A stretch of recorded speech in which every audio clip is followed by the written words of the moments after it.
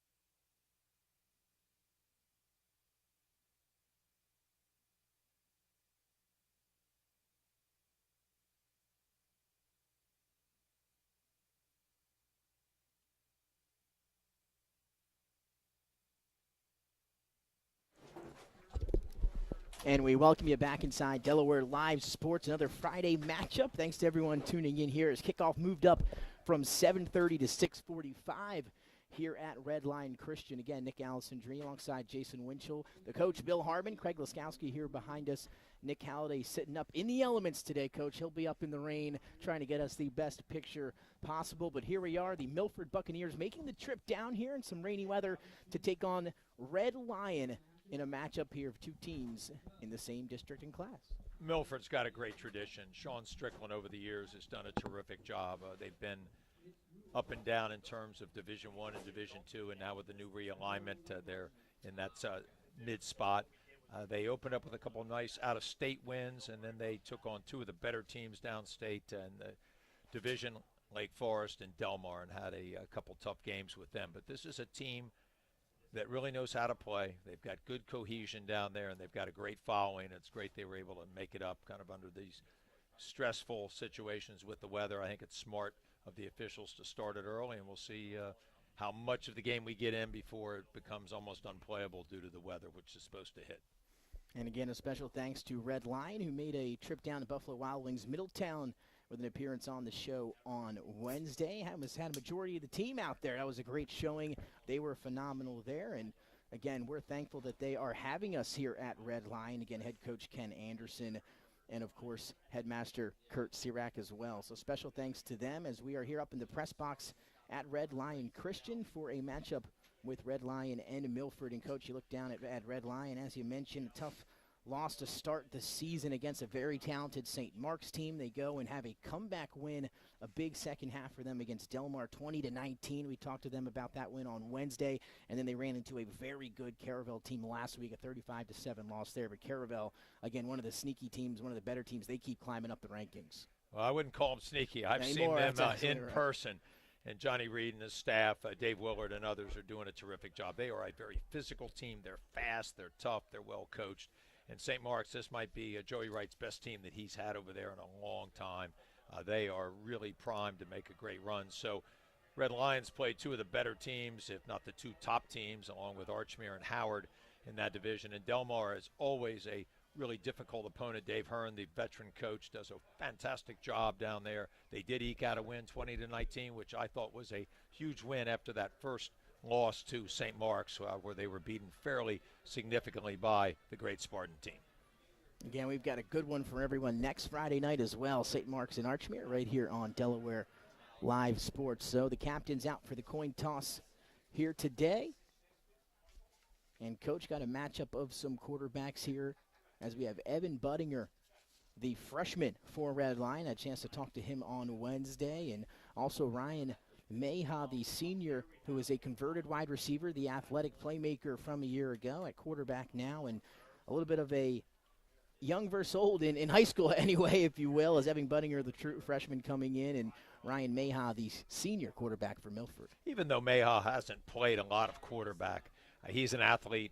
He's a converted wide receiver. He's obviously got the confidence of Sean Strickland and the staff and the players, and he'll do a very good job. Now, they might have a restricted game plan for him, or it starts to expand as the season wears on. But after 4 games, I think he's probably got a pretty good feel for what Coach Strickland wants to run. The freshman, on the other hand, when you are a freshman as a quarterback, number one, you've got to win the confidence of your team. Number two, you've got to have enough talent that you can beat out older players, and clearly Budinger has that.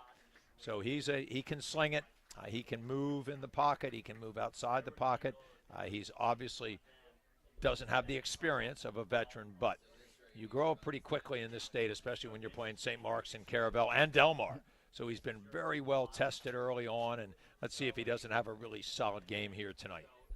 And again, both teams almost ready for action here at Red Lion. A 6:45 kickoff about to get underway. The captains for both teams. For Red Lion, it was number 5, Ray Romano, number 6, Seth McGrarty, number 19, Jack Wilson, and 52, Carter Rassin. And then for Milford, a little bit of a jersey switch, Coach, is Desmond Aladuje going from 70 to 50. So he is active tonight for the Milford Buccaneers. The Duke commit, 2-year captain for the Milford Bucks, rocking the number 50 here today for Milford. Daenerre Horsey, one of the other captains, the junior running back, and Ryan Mayha, the quarterback, as captain number 3. Milford, they're in the white jerseys with the maroon pants and the maroon helmets and numbers.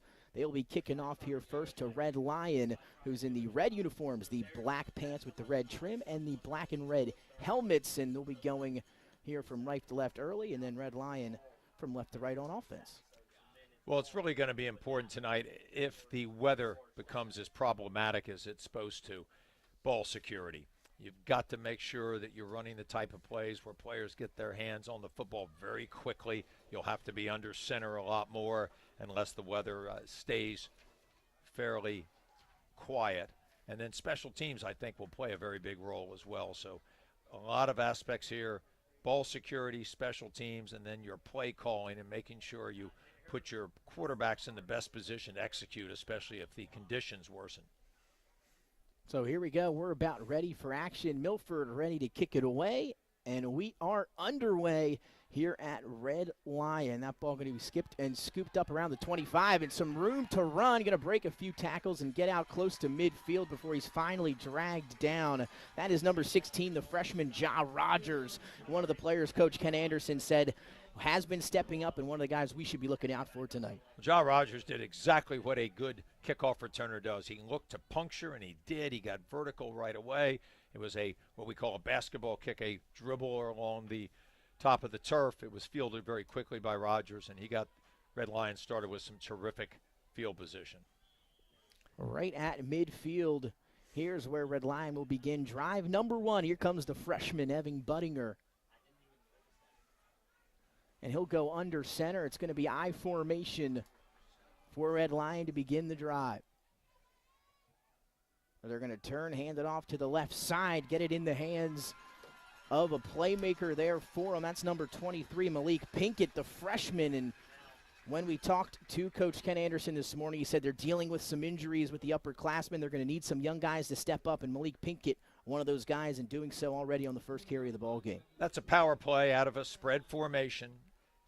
2 receivers to the left. They split him back into the boundary. They run power to the left. A wonderful block by the left tackle.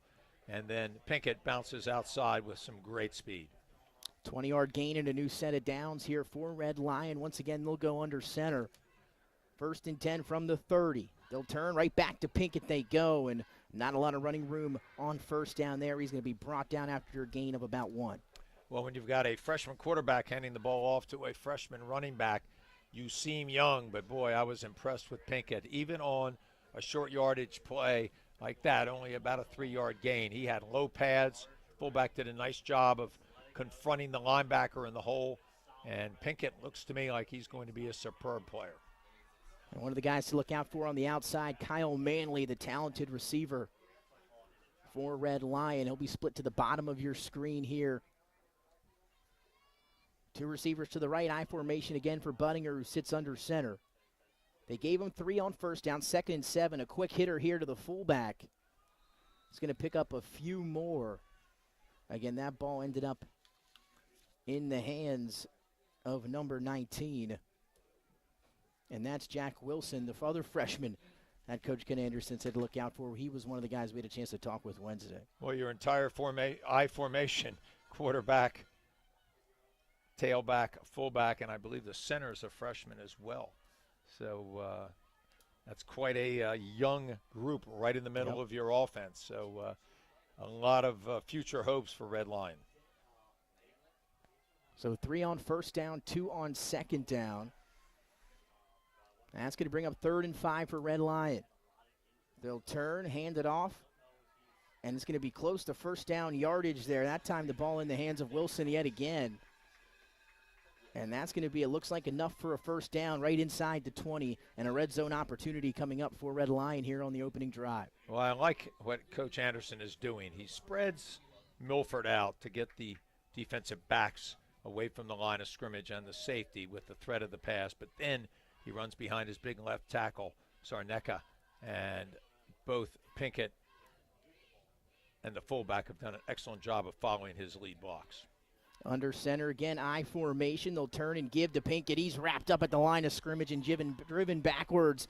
That's Horsey, the running back, but also doing big things this season at linebacker. He's able to come up and make the play.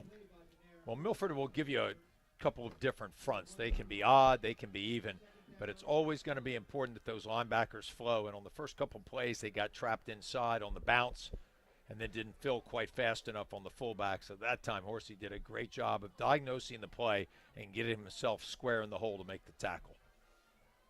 2nd and 11 after the loss of 1 on 1st down. Once again, Benninger heading up under center. I formation, Pinkett, the tailback. This time he'll drop straight back, looking to throw. Here comes the pressure. Ball is knocked loose. Ball's on the floor, and Milford able to hop on it. And causing that ruckus was Aladuje off the edge, and then jumping on the fumble was Ethan Wilkins, the senior. And our opening drive for Red Lion, a nice one until the turnover there. Aladuje did a really nice job of coming off the backside of that formation. I was actually a little surprised he was to the defense's right or the left side of the offense. Typically, you put your best player. Teams tend to be a little bit more right-handed to your left, to the offense's right. But Aladuje came off that backside and just showed his athleticism, got flat down the line of scrimmage, and then was able to knock the ball out of Budinger's hands right as he went to deliver it. So now our first look at the Milford offense here in the opening quarter, 8:32. A 0-0 ball game here at Red Lion. Mayha under center. He'll turn and give to Horsey. Has a little bit of a lane, tries to bounce it outside, but Red Lion there to corral him on the edge for a minimal gain. Red Lion shows a 5-man front, an odd front, almost a bear, which means you have a nose tackle over the center and then 2 defensive tackles on the outside shoulder of the guard. That makes it really difficult to run up the middle. Plus, it also covers up the linebackers, and they can flow more easily down the line of scrimmage. So whether you play a 5-2 behind it or a 5-3 in that bear, which Red Lion used a very nice defensive scheme to stop interior running. 2 receivers to the bottom of the screen, 1 to the far sideline. Mayha will turn, a quick hitter back to Horsey, going to try to once again bounce it outside, but he's going to be chased down by Malik Pinkett, who comes from the linebacker spot. Him along and Seth McGrarty in for the tackle on 2nd down. Well, a nice job by Red Lion's defense flowing to the football. That play started inside at the left tackle, and Horsey bounced it outside, and Red Lion did a really nice job of maintaining their leverage and also getting additional players at the point of attack. So 3rd and about 6 here for the Milford Buccaneers, 7:17 and ticking here in the opening quarter. So Red Lion had a similar 3rd and manageable on their opening drive. They were able to convert. Here's Milford's first attempt on 3rd down, and they'll go 2 backs in the backfield. Charles Shorts and Daenerre Horsey, 1 to each side of Mayha. They'll turn, fake it, now give it to Horsey the other way. He's going to be met at the line of scrimmage. Maybe push forward for a few there, Coach, but now it's going to be 4th down for Milford. Well, they're in a side-by-side with the quarterback. Some people call it a crown formation. And they run a counter. They fake with the right halfback towards the left, and then the left halfback winds up and then comes back to the right following the guard. Kick-out block. And they did a great job there, Red Lion, of making sure they had the right gaps and were disciplined enough to deal with the counter. So 4th down, they gave him about 3 there on the carry. 4th and about 3 now. But the punt unit, I believe, now out for Milford. But Mayha going to be the deep man. So he's a dual threat, but he's also the punter. And they'll snap it to him, and he will quick kick it away. Seth McGarty, the deep man for Red Lion, will take a Red Lion hop forward to about the 33-yard line, so that's where we'll get Evan Buttinger and company back out for drive number 2. 6:01 remaining here in the first, 0-0. It's kind of an interesting alignment. At first I thought, well, the personal doesn't know he doesn't have his punter out there, and then as I surveyed the entire line of scrimmage, it was the quarterback, Mayha, as you mentioned. He just takes 1 step to his right and kicks it rugby style, and a pretty nice play. Now, whether they don't have a long snapper or whether they wanted to pressure the defense, but Red Lion very intelligently did put a man back, so they would have been able to return it had the kick not rolled on the ground. So here comes Red Lion, I formation, slot to the right. Pinkett the tailback. Bunninger under center, he'll drop straight back, gonna look down the far sideline, going for his man, Kyle Manley, and he goes up and makes the catch at the 35. One-on-one with the defender, see you later, number 8. And they're gonna open up the scoring here at home. Red Lions 6-0. What a terrific throw by Bunninger. Some might say he threw that up, but he knew exactly that his receiver had the right positioning. He was gonna be able, with the matchup advantage, to outleap him. Manley did a great job of going up and high pointing it, as they like to say, and then securing the ball and cutting back across the field. An outstanding play for Red Lion, almost a sudden change type play. They'd started out running the ball early on. They get it out of the hands quickly with the fade before that Milford rush could get involved. Kyle Manley, the outside wide receiver, seems to be making his way onto top plays each and every week, and we're going to have another one here early in the first quarter here at home. That one good for 67 yards and a score. A straight 3-step drop back from Buttinger, left it up one-on-one coverage, and Kyle Manley, he's going to win some of those jump balls. He certainly will and did. But I like the fact that Buttinger had enough presence of mind and poise to throw the ball into the right spot. It looked like only Manley was going to be able to make a play on it, and then he did, in fact. And that's going to be a matchup that Milford might have to give some help, some double-teaming action, or at least try to slow Manley up at the line of scrimmage. We're going to have an offside penalty here coming across early for Milford. That time was Keith Owens, the junior. And now maybe we'll see the offense back out on the field after the penalty, Coach. Well, you got half the distance to the goal line, so now it's at the 1.5. You bring your offense out. They've been successful so far in the run game. Let's see if they don't run behind that big left tackle again. So Buttinger and the offense trotting back out there. 5:49 here in the first quarter. This is going to be a 2-point conversion attempt after the Manley 67-yard touchdown grab. So after the offside penalty, it'll be slot to the left I formation here for Red Lion. A yard away from 2. Pinkett the tailback. They'll turn, quick hitter up the middle to Jack Wilson. He's met at the line of scrimmage. Can he power his way forward? He does. Reaches across the pylon, and the 2-point conversion is successful. 8-0, Red Lion. Wilson did a great job in 2 ways. He kept his pad level low, and he kept his feet moving. Did a great job after the first contact of just finding a way to wiggle into the end zone for the conversion. An excellent call, that quick hitter with the fullback. There's no trap there. You call that on blocking when everybody's just blocking man on man in front. and a nice job by Wilson to finish it. So Red Lion driving the ball on the first two drives of the ball game. The first drive ended with a sack fumble from Desmond Aladuje there as they were in the red zone. That time, though, one play, 67 yards, and a score. So 8-0, Red Lion ahead of Milford here. We'll get now our second look at the Milford offense at Mayon Company here after the kickoff. So back to receive for Milford is Horsey. He'll be down far to the near side. And then on the far side will be number 7, Keith Owens, who we just mentioned earlier.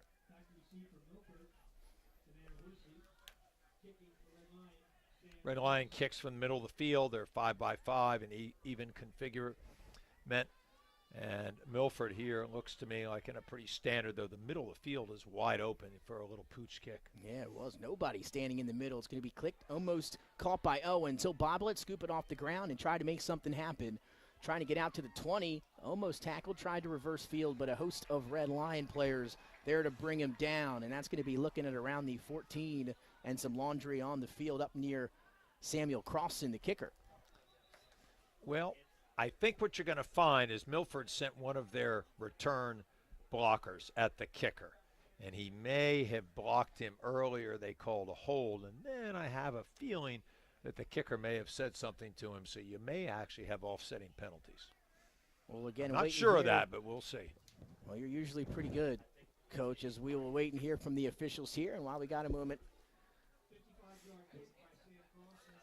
it was a 50-yard kick from Crossan as we await the call. It's going to be a personal foul against Milford. Oh, there you go, Coach. How about that? Offsetting personal foul penalties. And let's give a shout-out to our official crew, the referee, Rick Jezik, the umpire, Ron Minikowski, the linesman, Jim Mathis, line judge, Don Ben, the back judge, Mitch Ruoff, and the clock operator, Paul Lombardo, with our first offsetting penalties of the night. And the reason that they don't re-kick is because it was a dead ball foul. The ball had already come to rest down there on the return, and that action happened after the whistle. I've never understood why teams send somebody to block the kicker. Most kickers, 99% of the kickers, do not cover. Now you're wasting a blocker, and it's also done right in the open, so if there's any illegality, the officials are going to see it. Quick hitter here, this time for Milford getting into open space is Charles Shorts, who was lined up at the fullback position. His first carry of the night's going to go for about 17. Shorts is a name you hear a lot downstate. I think that's a family that's got a lot of really good athletes in it. Shorts had great leg action there on that quick hitting run to the right side.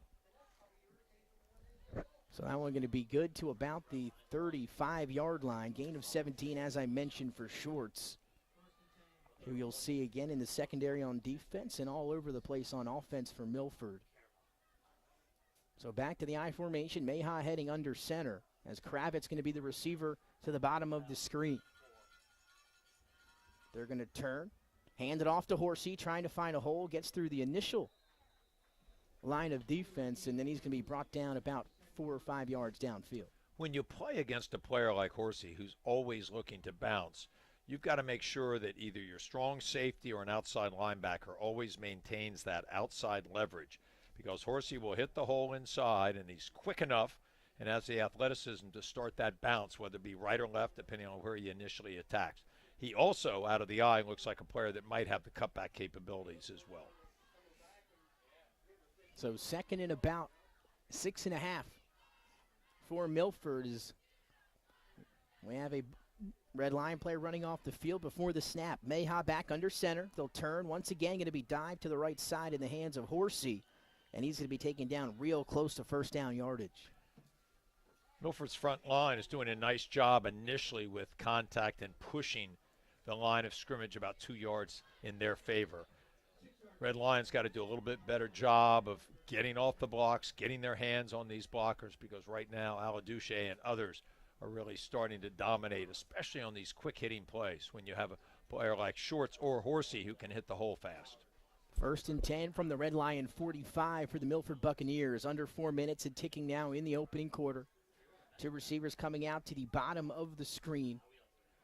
here for Milford. One back, Mayha under center. This is going to be play action. This time he's going to try to run and boot. That ball is slapped out. It's loose and then kicked forward. Manley going to come up and scoop it up, and a turnover as Red Lion able to hop on that one.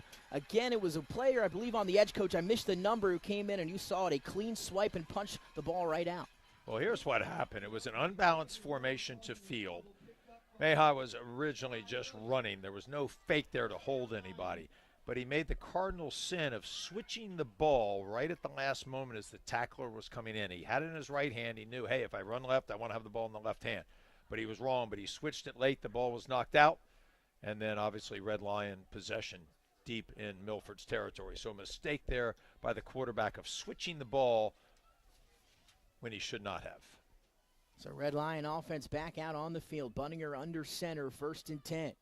They'll turn, hand it off. There's E-ball. He's going to be wrapped up in the backfield by a host of Milford Buccaneers, and Desmond Alduje once again leading the way. Well, when you run at Alduje, you had better make sure you're double-teaming him. He is just too good, too big, too strong, too fast to be handled by one blocker, at least at this level, even with a good left tackle. So Alduje does a really nice job of setting his edge, getting his hands on people, and you've got to have a scheme. If you're going to run at him, I don't think it's a bad idea sometimes, because he already showed us how good he was coming down the line of the scrimmage for that first knockout fumble. But you've got to have a scheme where you can get him doubled more often. Loss of 2 on the play. 2nd and 12 now. Wilson in motion behind Budinger. They'll turn, they'll throw it to him in the flat. He'll make the catch at the line of scrimmage, get to the sideline. There's some room in front of him. He'll cut it back in, and he's going to be brought down after a gain of about 12.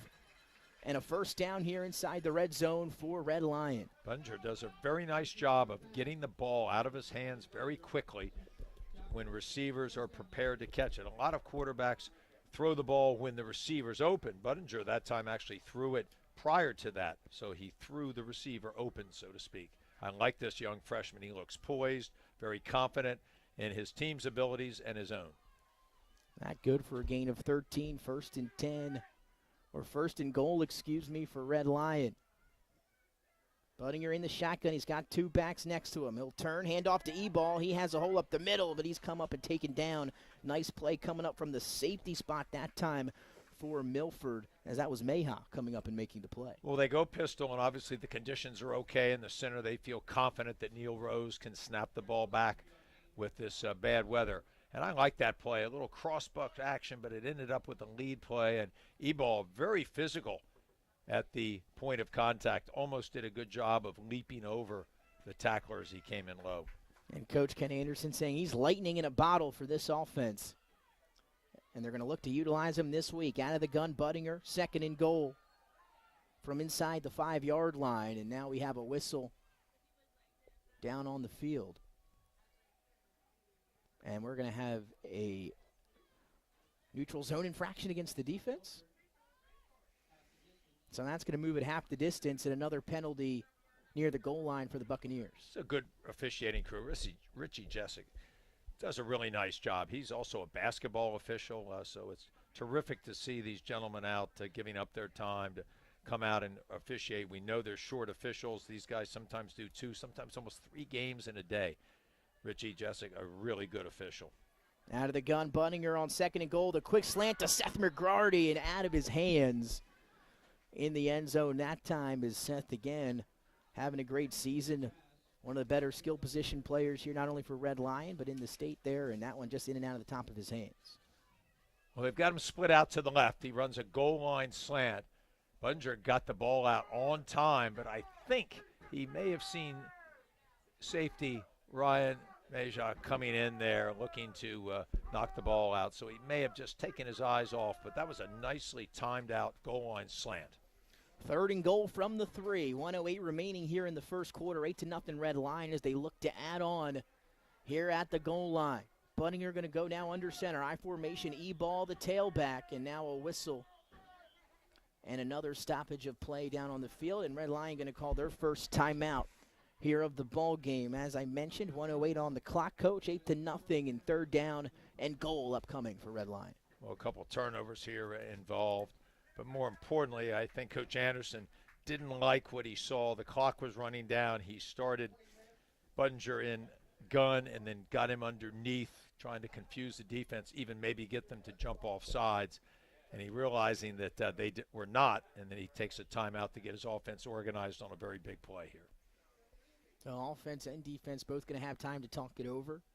Again, Milford led by head coach Sean Strickland. Ken Anderson leading the way for Red Lion football. Some other great games up and down the state here tonight in Delaware. And Glenn and Benny Mitchell both bringing you some action here today on Delaware Live Sports. As we have our first score update between Sussex Tech and Lake Forest. Lake Forest up 14-13, that one at the half. And again, we had a chance to check out Lake Forest a few weeks ago. Very talented team they've got. I love Lake Forest. Freddie Johnson doing a great job. That team will definitely be around for the playoffs. 3rd and goal. They hand it off to Ebal, but not before we have another whistle as another stoppage and another call from the officials. It's going to be this time a full start against Red Lions, so that's going to back them up and make this 3rd and goal a little bit more challenging. And that's always frustrating for the coach. You take a timeout to get your team in the right formation and the right play, and then someone moves, and that's high school football. It's going to happen sometimes, though the really good teams try not to let that happen very often. It just throws you off schedule. Instead of 3rd and goal from the 3, now it's 3rd and goal from the 8. 1:07 remaining, still in the opening quarter. 3rd and goal from the 8, as Coach mentioned. This time Budinger in the shotgun. He'll take the snap. He's going to look to throw to the right side. And that ball, I believe, batted at the line of scrimmage, as I believe getting a hand on it there was Gage Williams, the freshman linebacker. Well, a nice play by Williams, and he did, in fact, get his hands up. I think Darrell Hughes, also a junior, might have had a little something to do with that as well, a big two-gapper inside. So now it looks like we'll see the kicking unit here on 4th and goal from the 7. It's going to be the junior Samuel Crossan. So he's going to come on and try to attempt the extra point, and we are in the press box windows or down, but looks like the rain started to pick up a little bit out there on the field.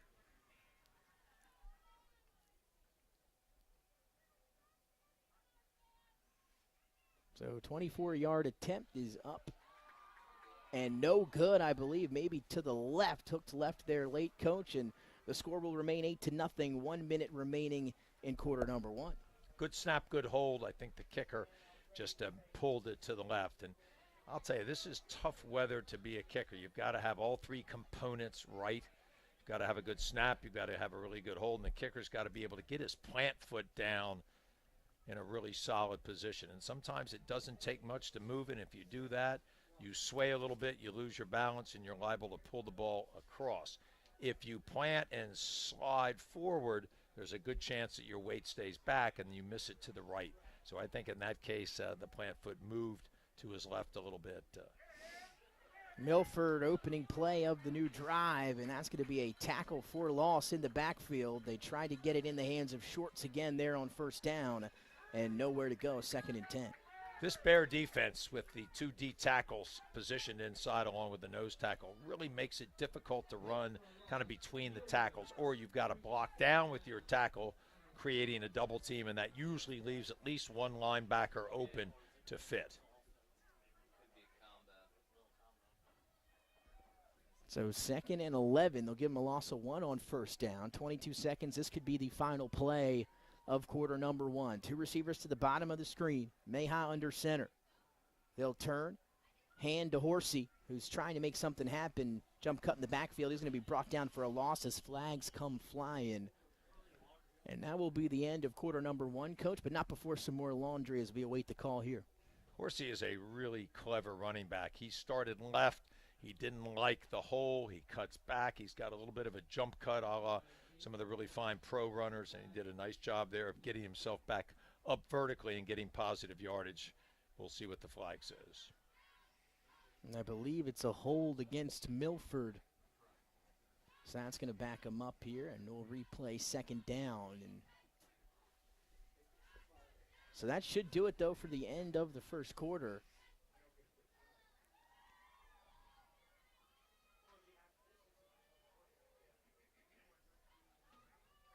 So again, hold at around the 20-yard line.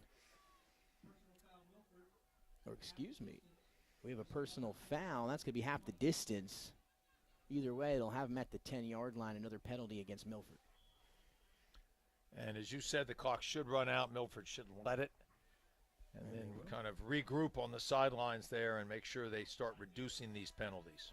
8-0 after quarter number 1 here from Bear at Red Lion Christian Academy. Is Red Lion, they lead 8-0 after a 67-yard touchdown connection from the freshman Evan Buttinger to Kyle Manley. So 8-0 Red Lion on top of Milford. We'll be right back after the break. Your home, your community. It's not just where you live, it's where you belong. At Dover Federal Credit Union, we understand what it means to be local. We started here, and we're not going anywhere. We're as local as it gets, and we like it that way. We're not just a financial institution. We are the local credit union that you can trust. Local people, local decisions. Dover Federal Credit Union. Your home, your community. It's not just where you live, it's where you belong. At Dover Federal Credit Union, we understand what it means to be local. We started here, and we're not going anywhere. We're as local as it gets, and we like it that way. We're not just a financial institution. We are the local credit union that you can trust. Local people, local decisions. Dover Federal Credit Union. And welcome back inside Delaware Live Sports, Week 4. Nick Alisadrine alongside the coach Bill Harmon, our producer Jason Winchell, Craig Laskowski, Nick Halliday just coming down, gracing us with his appearance for a moment as before he heads back up into the elements here in Bear. The rain is coming, starting to rain here as we begin quarter number 2, and now we'll get a look again at this Milford offense following the personal foul penalty, has them second and a mile. Meha in the shotgun. He'll turn, get the snap. They'll hand off to Horsey, trying to read the lineman for the block, and he's going to be wrapped up and brought down in the backfield.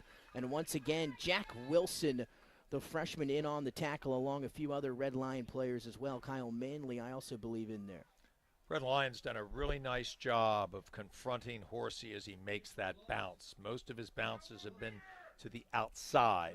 And now with the corner and the safety keeping their leverage, that play is more easily diagnosed. Let's look for Horsey to adjust and maybe try to cut back across the formation and hope that Red Lion's interior overruns him.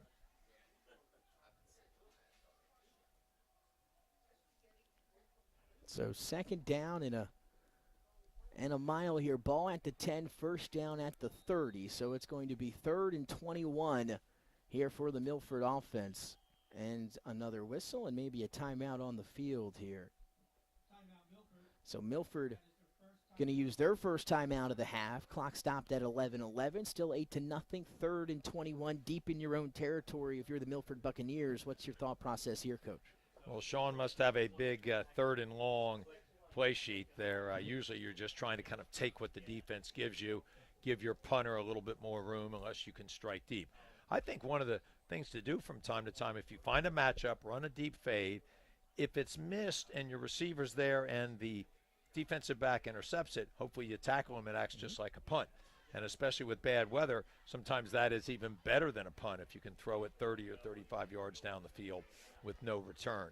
So let's look for a quick fade. I think they tend to like that in this situation. Otherwise, you're probably just going to call a more conservative play, try to keep the clock moving, give your punter a little bit more room. Again, we have yet to see the junior Elijah Lake, part of that 1-2 punch with Daenerys Horsey. Haven't seen him yet here so far in the first half. 11-11, 3rd and 21, first down marker sitting at the 30. Let's see what the Buccaneers come up with here. It's going to be I formation. Horsey, the tailback.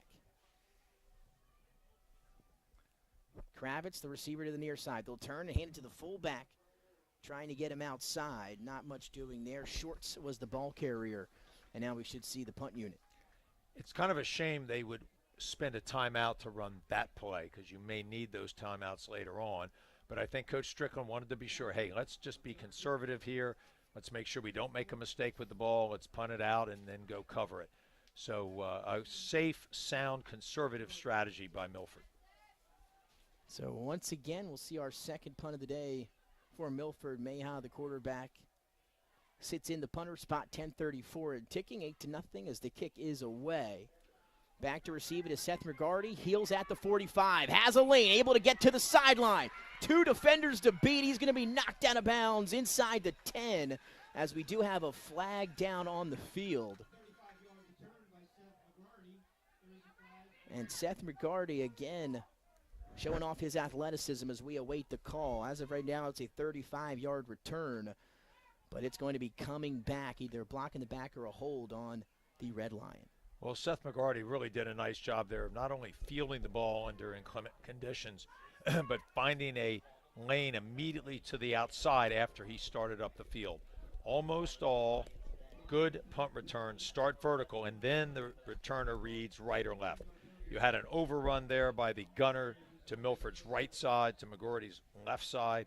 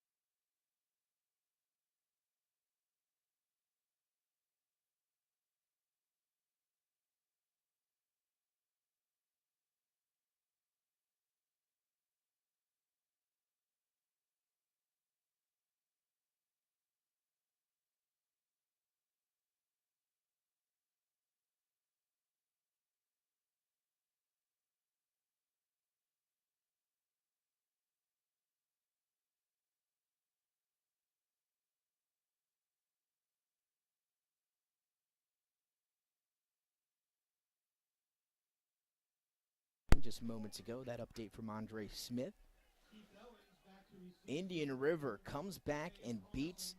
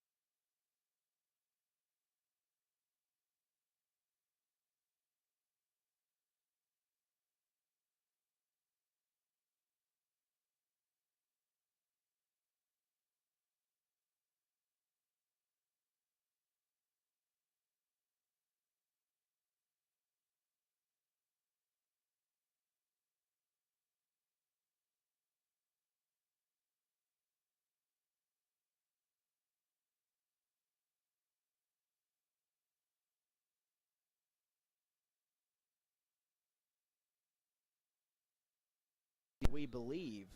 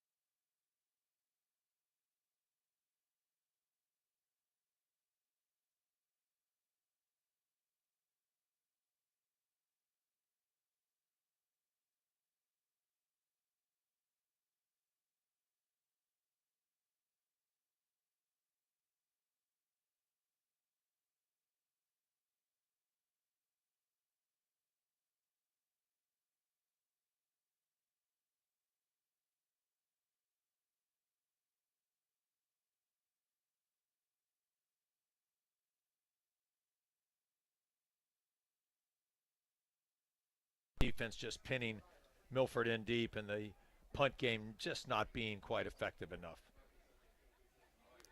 So Red Line leading 15-0. 7:07, and here come Budinger. Malik Pinkett, the back, alongside Jack Wilson. One to each side of number 4. Manley, the receiver, right in front of us here on the near sideline. John Rogers in the slot. Here's the snap. They'll turn and hand off to Pinkett. A big hole there, at least for the moment, but coming up and closing that quickly for the Milford Buccaneers is Charles Shorts. Well, nice job by Shorts coming in from his outside safety position. He was defending actually wider than a typical safety does. A really fine low tackle. Pinkett hits that hole extremely fast, and you've got to be there. You've got to have your fits exactly right. Nice line splits by Red Lions offensive line. They've got that 3-foot split. It's not your typical zone alignment, and that's really forced Milford into some bad alignments. 2 backs. Once again, this time it's Jack Wilson trying to follow Malik Pinkett through the hole. And once again, that Milford defensive line stout. Shorts in on the play alongside number 53, Aston Hudson. So 2 runs there and going to pick up about 1 total, setting up 3rd and long. Well, this has been as solid as Milford's interior defense has been all evening, and this is obviously very important from 2 reasons. 1, to give the defense some confidence, and number 2, to get the ball back to the offense here and not allow Red Lion any further deeper penetrations into their territory. So 3rd and long for Red Lion, 5:51 and ticking, 3rd and 9 for the Lions. Budinger, 2 backs, 1 to each side. They'll send Wilson out in motion, some movement along the defensive line, and they might have got Aladuce to jump a little bit early, and that's going to make this 3rd down a little bit easier for the Lions. When you have a player like Aladuce, who is obviously very talented and impactful, he's trying to make a play for his team. But one thing as a coach you've got to do is settle him down, play within the scheme, play within your own level of ability, and don't try to do too much. And I think that sometimes is what great players do, especially at the high school level. They try to almost take the game over, and sometimes you're not going to be able to. And if it leads to a penalty like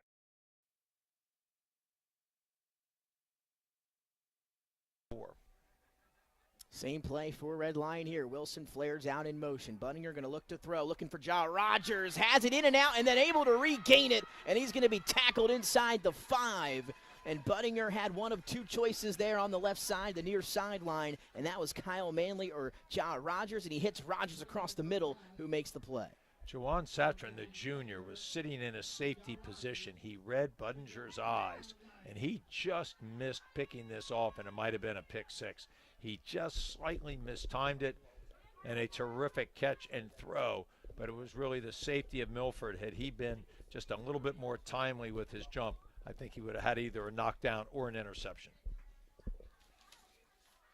So he's going to be brought down at about the 5.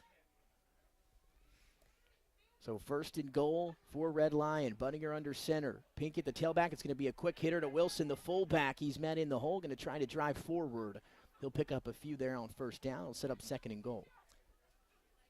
Aston Hudson, the inside linebacker for Milford, did a really nice job there of keying the fullback and moving right into his gap fit, and had a really fine tackle against a fullback that really runs well, has a low center of gravity, moves his feet. So really good action down there deep in the red zone. So 2nd and goal from the 4 for Red Lion, 4:24 and ticking. Evan Budinger, the freshman, 3 for 3, 112 yards and a touchdown. Not bad for a freshman. They're not asking him to do too much, just enough, and he's been able to rise to the occasion. 2nd and goal from the 4 was a turn and give to Pinkett. But we're going to have a stoppage and a whistle before the snap. Clock stops at 4:10, and we'll await the call.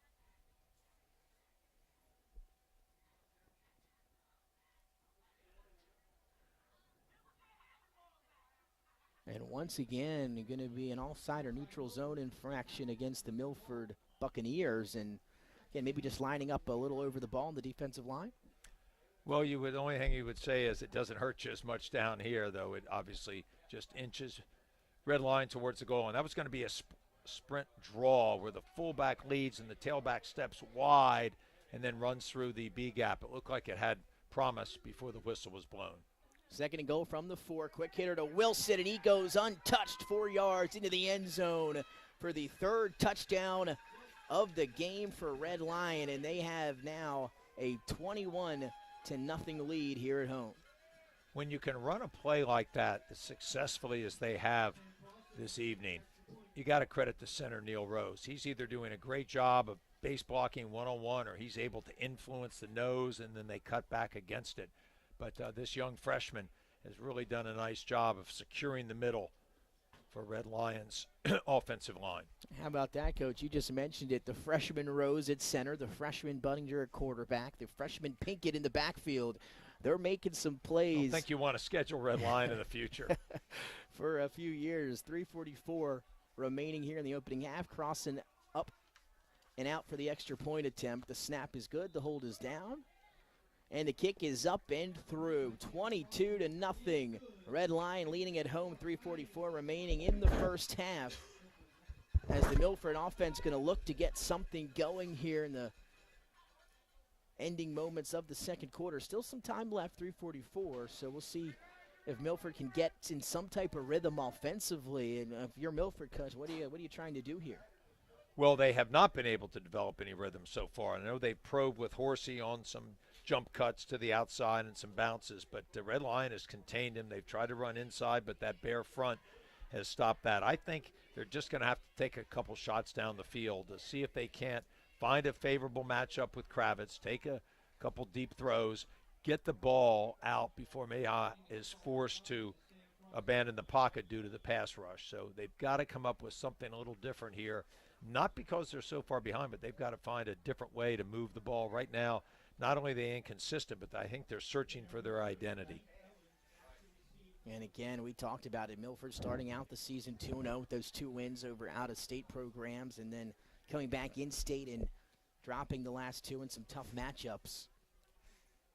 And Red Lion coming off a tough loss against the Caravel Buccaneers, who are rolling tonight up 21-0 over Concord.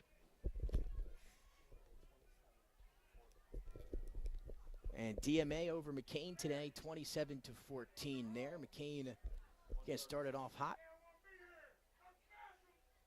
So this one's up and into the hands of number 7, Keith Owens, trying to make something happen, or versus field, and he'll be brought down at around the 18 or 19-yard line. So 3:38 for the Bucs to work with here.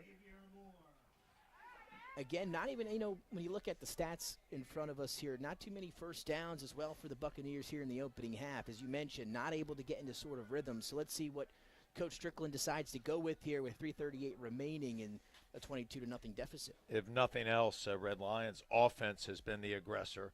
That puts Milford's defense on its back foot. They're probably a little bit more tired, so this offense, if nothing else, has to get that Milford defense a little bit of rest. Try to find a way to stack a couple first downs here, at least to develop some confidence going in. Remember, Milford gets the ball at the start of the second half. They're going to take a shot looking for Kravitz. Instead, he finds a Lion. That's Seth McGarty, who picks off the pass. He's going to try to do something with it now. Trying to get to the sideline, a stiff arm, but he's going to be wrapped up and taken down after the interception by John Case, the sophomore. Well, there was that shot you were referring to, Coach. They wanted to free up Kravitz one-on-one on the outside, but just overthrew him a tad and into the hands of the talented number 6, Seth McGarty. Well, it looked like they were actually throwing the ball to McGarty. He had stayed over the top. He really had a great cushion built and maintained it. It was the right thing dynamically for Milford to do, but unfortunately the execution was not what they would have wanted, and now, again, Red Lion deep in Milford's territory. There was a flag. It was against the Buccaneers. It will be declined. So it's going to be first down for Red Lion with 3:21 remaining.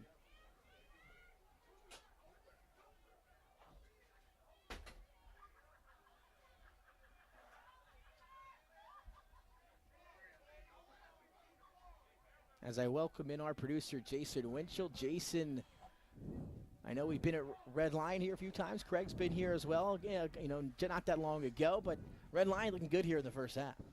Yeah, they really have. And like I said earlier, or you guys were saying earlier, it's a big district game.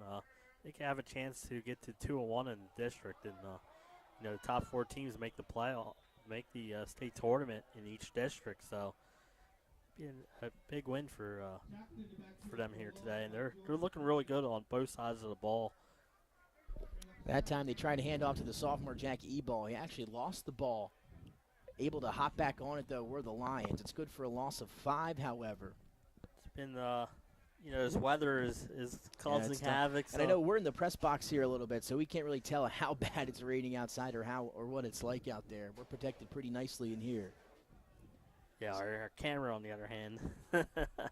The clock continuing to run here, 2:40 and ticking, 2nd and 15 after the loss of 5 as Buttinger will go back in the shotgun. Here comes the pressure, one-on-one, going to loft it up to his deep man, Kyle Manley, and he's going to come back and make the catch at around the 10-yard line. I think they're going to say he was out of bounds.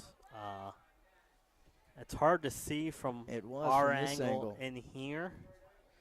Their referees are right on top of it. They say he was out of bounds, but you know what makes him such a great receiver is the way he adjusts to the ball. You know, that ball is a little thrown a little behind him. He adjusts to it, and he catches the ball. Unfortunately, he was out of bounds. But man, if I'm a quarterback and he's got one-on-one coverage, I'm throwing it up top to him every time. And the rain really starting to come down now. We can see it on the camera on our monitor in front of us. It's going to be trips to the bottom of the screen on 3rd and 15. And you mentioned it, Kyle Manley, he's going to high point the ball one-on-one. I'm taking it every time as well. We'll see what they do now on 3rd and 15. First down sitting at around the 25. Trips to the bottom. Buttinger now. Here comes the pressure. Going to have to step up in the pocket, and he's hammered from behind. I believe the ball came loose late. But again, Red Line able to hop on it, and I believe that was big number 50, Desmond Aladuje, who made the hit. If I saw that correctly. Again, he came blindside from the back, and of course, when you're a quarterback, you step up in the pocket and you have that pass rush that you can't see from behind you. You're going to take a hit, and Buttinger did there. And you know what? He's freshman quarterback. He's, good job by the line. He had some time, but no one was wide open. So credit Milford's secondary, and then they were able to get the sack and force a Lions punt here. You mentioned a punt unit out. It should be Sam Crossan, and he will punt it away here for Red Lions. So Milford will have one timeout remaining, $1:30 if they want to give it a shot. Owens is the deep man for Milford. He'll wait for a fair catch. It'll take a Milford bounce. Looked like one of my golf shots. Spins back right there. And is Milford going to come back out at around the 25-yard line with 1:24 to work with, and they tried to take the deep shot early in the last possession in the 2-minute drill and wound up being an interception to Seth McGarty. And now here come the Buccaneers for round 2 here of the 2-minute drill with a $1:24, trailing 22-0. We'll see what Mayha and company can do here. Again, trying to put some points on the board. Defense did their job, though, giving the offense a shot here late in the first half. Yeah, and Red Lion had good field position after that turnover. So credit to the Bucs defense. This time they'll toss the screen out far side to Charles Shorts, and he's going to be brought down by a gang of red jerseys. Leading the way is E-Ball. It was a gang of Lions right there, Nick. They were all over that play. That's one thing I thought they did well when they played Delmar. Is the group tackling. And that's what you have to do against teams with speed like Milford and Delmar. So a minute remaining in Milford. They're going to be patient and take their time here. So not a strong sense of urgency to score here late in the first half.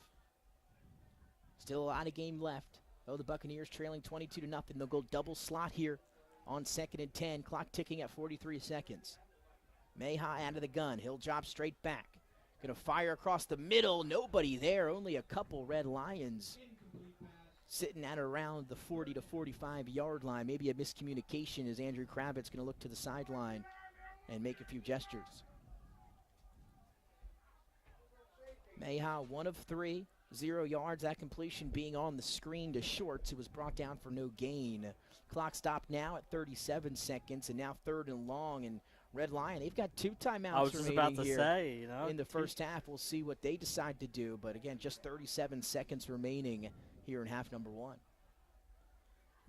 Get a stop here, call timeout, and Red Lion, we can see they have big play capabilities. And maybe Milford will use their last timeout, and they do. So they'll want to talk it over here on 3rd and 10 with 37 seconds to go. Again, you don't want to maybe risk turning the ball over, given Red Lion great field position with such short time on the clock here in the second quarter. So we'll see if they come out and run the ball or if they decide to take a shot here, trailing 22-0. We'll see which way Sean Strickland, head coach, leans here out of the break. But again, thanks for joining us here Friday night in Bear. Nick Alessandrini alongside Jason Winchell, the coach Bill Harmon, Craig Laskowski down here with us, Nick Halliday in the rain above us. I think this is a good night to drink some hot chocolate. Set up by your fireplace and turn it on and watch us. Awaredo with another touchdown pass for Caravel. They lead now 35-0, all Buccaneers. Delmar leading Woodbridge 27-14.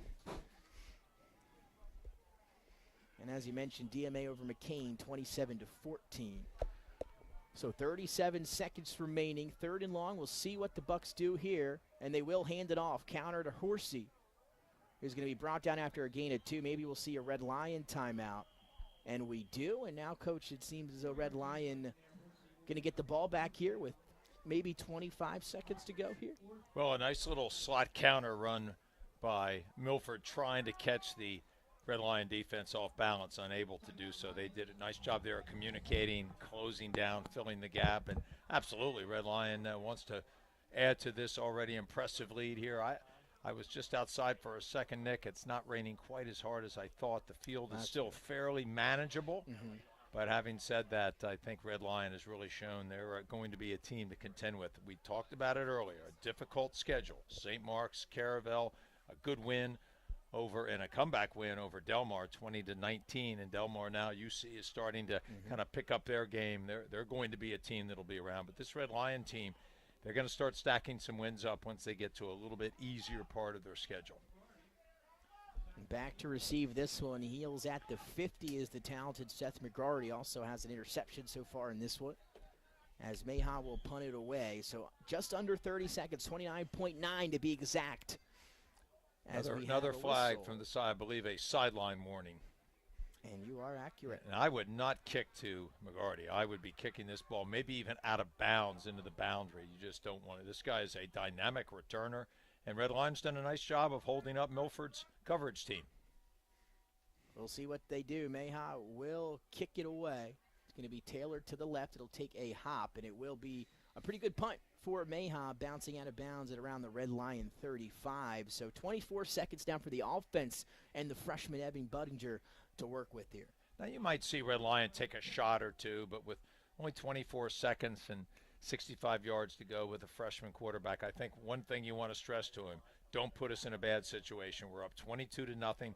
They get the ball at the start of the second half. Let's be sure that we take this lead into halftime.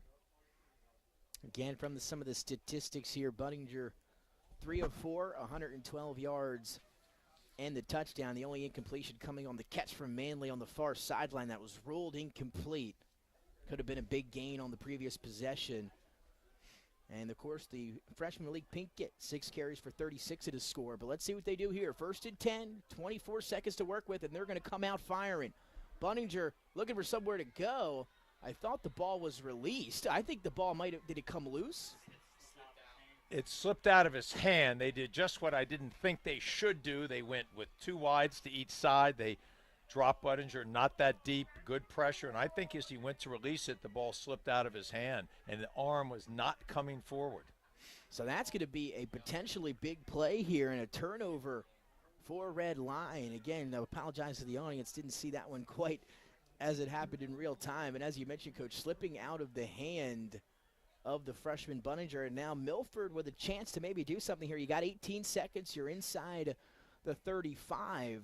Let's see what Coach Strickland dials up here. They've got to have something, maybe a trick play. They're out of timeouts, so that will be a factor. So maybe some trick that he's designed here to put a little pressure on this Milford back end.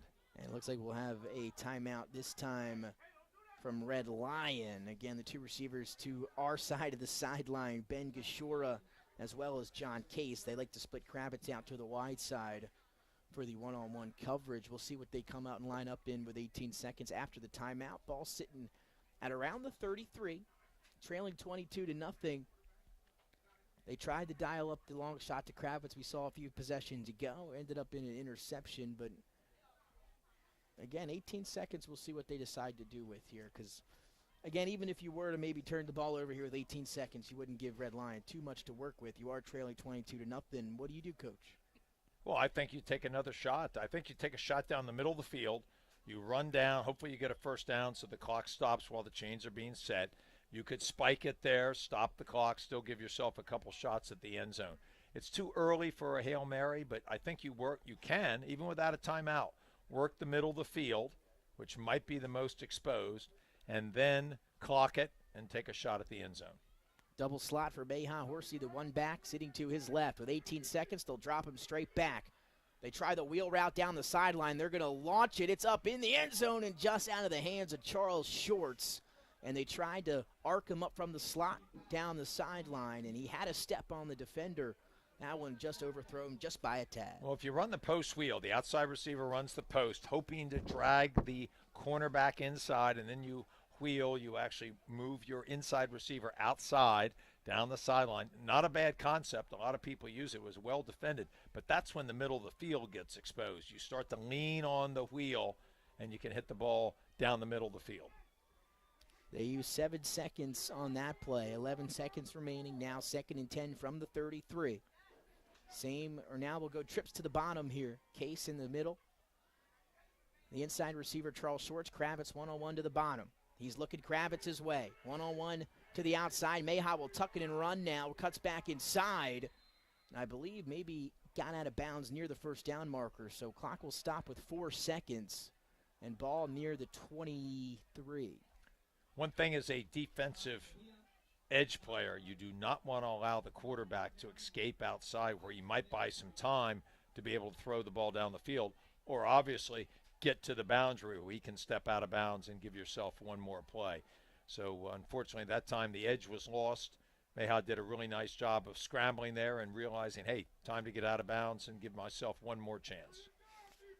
So here's that chance. 4 seconds, a final play here in the first half. Red Lion up 22-0. Now this is probably your Hail Mary here, Nick. From the 25, Mayha going to throw it up into the end zone, and that ball knocked down.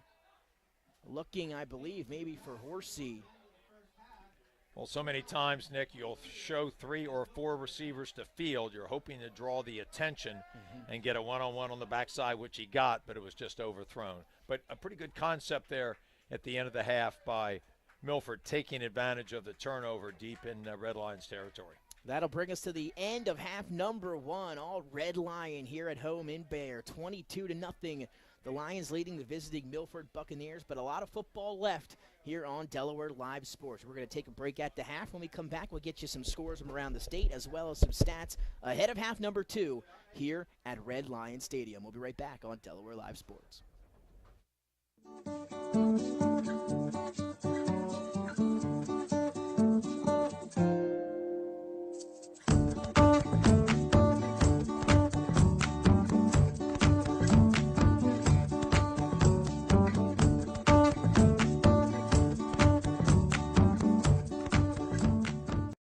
I would always pass by Ferris on Kirkwood Highway, so I knew that they existed. We stopped in the showroom.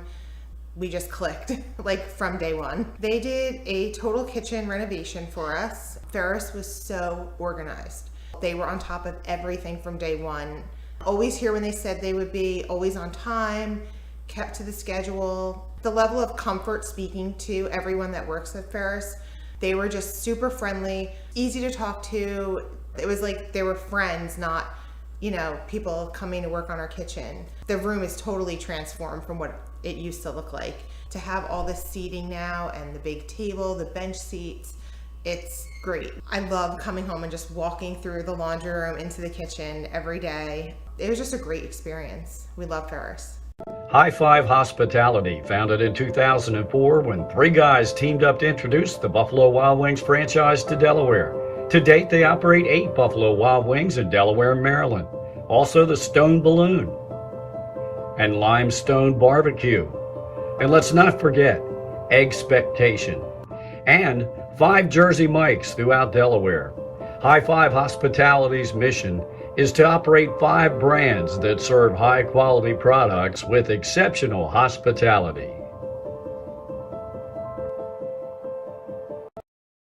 The things that matter most happen right in our own backyard. Our neighbors, our schools, the places we go, and the people we know. And now there's one news outlet where our story is told. Delaware Live. Locally owned, community-based news. Free to every reader, because Delaware's future belongs to all of us. Quality journalism we can trust to help us take on the day. Delaware Live. Our state, our news, our home. Get the assurance that your HVAC system is what you need with Ambience. Ambience provides you with over 25 years of experience in the heating, cooling, and plumbing industry. The team at Ambience Heating and Air Conditioning provides high-quality residential HVAC installations, maintenance, and repairs in new and older homes in the Delaware, Maryland, Pennsylvania tri-state area. You may not realize it, but half of your energy costs go to heating and cooling. Make sure your energy dollars count and call us today for a free estimate. 302-239-HVAC. 302-239-4822. Hi, I'm Scott Kammerer from Solo Concepts. Today we're at Fish On in the Villages of 5 Points. Come check us out. Fish On is committed to serving beautiful, simple coastal cuisine in a cool atmosphere with a happening bar, spacious dining room, and outside patio. Popular dishes include the seafood stew and fresh oysters from the raw bar. Fish On's recently renovated event room and is the perfect spot for your next event. Fish On in Lewis in the Villages of 5 Points, open 7 days a week, best happy hour around. See you soon. Melissa Ellis is part of 4 Acre Realty Company. She is licensed in both Delaware and Pennsylvania. Melissa knows that being personable and patient is a key to her success as a realtor. Helping both buyers and sellers understand current market values and conditions puts them in the best position when making an offer or pricing a home for sale. That kind of high-level professional communication and her skill at being a team player put Melissa's clients at ease, knowing she has their best interests at heart. Melissa is also an athlete herself, playing multiple sports, so she understands what teamwork means. She is still involved in sports, whether it's sponsoring, coaching, or being team mom for her own 2 daughters' teams. What sets her apart is how grateful Melissa is for the trust of her clients. She never takes that trust for granted. She affords all people respect and honesty and works hard to be the support system clients need and deserve. Melissa Ellis. Strong connections, strong service. Welcome to Premier Physical Therapy and Sports Performance. We're a locally owned outpatient physical therapy practice with convenient locations in all 3 counties in Delaware. At Premier, we have experienced physical therapists with advanced credentials, but their hospitality, passion, and enthusiasm is what makes the difference for you. Find our convenient locations at premierptsp.com. You may have tried physical therapy, but have you tried Premier? Hi, I'm Scott Kammerer from Solo Concepts. Today we're at Lupo Italian Kitchen in downtown Rehoboth Beach. Come check us out. Located inside the Hotel Rehoboth, Lupo serves coastal Italian cuisine with fresh pasta made in-house daily. Lupo features plenty of unique craft cocktails and an extensive award-winning all-Italian wine list. Popular dishes include lobster bucatini, veal meatballs, grilled swordfish, and eggplant parmesan. Lupo Italian Kitchen on Rehoboth Avenue, serving happy hour daily and dinner 7 days a week. See you soon.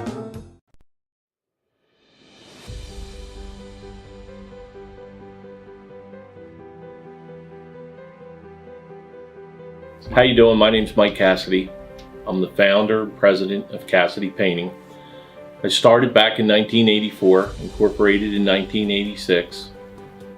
I never had the word no in my vocabulary. When someone called me to do a job, I always said yes. Whether it was a struggle, whether it was 7 days a week, sun up to sundown, it didn't matter. And with that philosophy, we were able to grow to the size we are. We employ close to 80 individuals. We really enjoy being in the family business. I look forward to coming to work every day, and it's so nice to work with the people that we work with in the office. We've really become a family with them. We really create a family experience around here.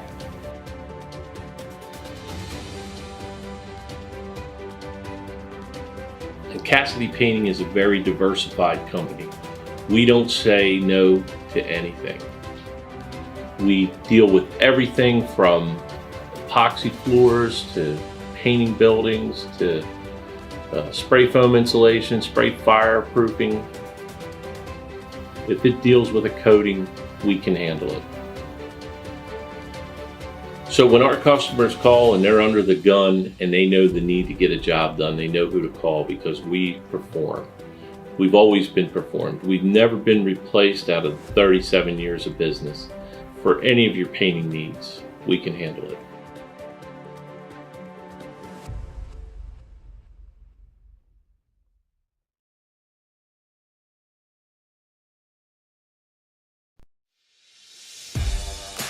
High school athletics is not what it used to be. The sporting goods industry has been disrupted, adding to coach and athletic director daily challenges. BSN Sports stands ready to change the fundamentals of our industry, giving our customers the advantages they need right now.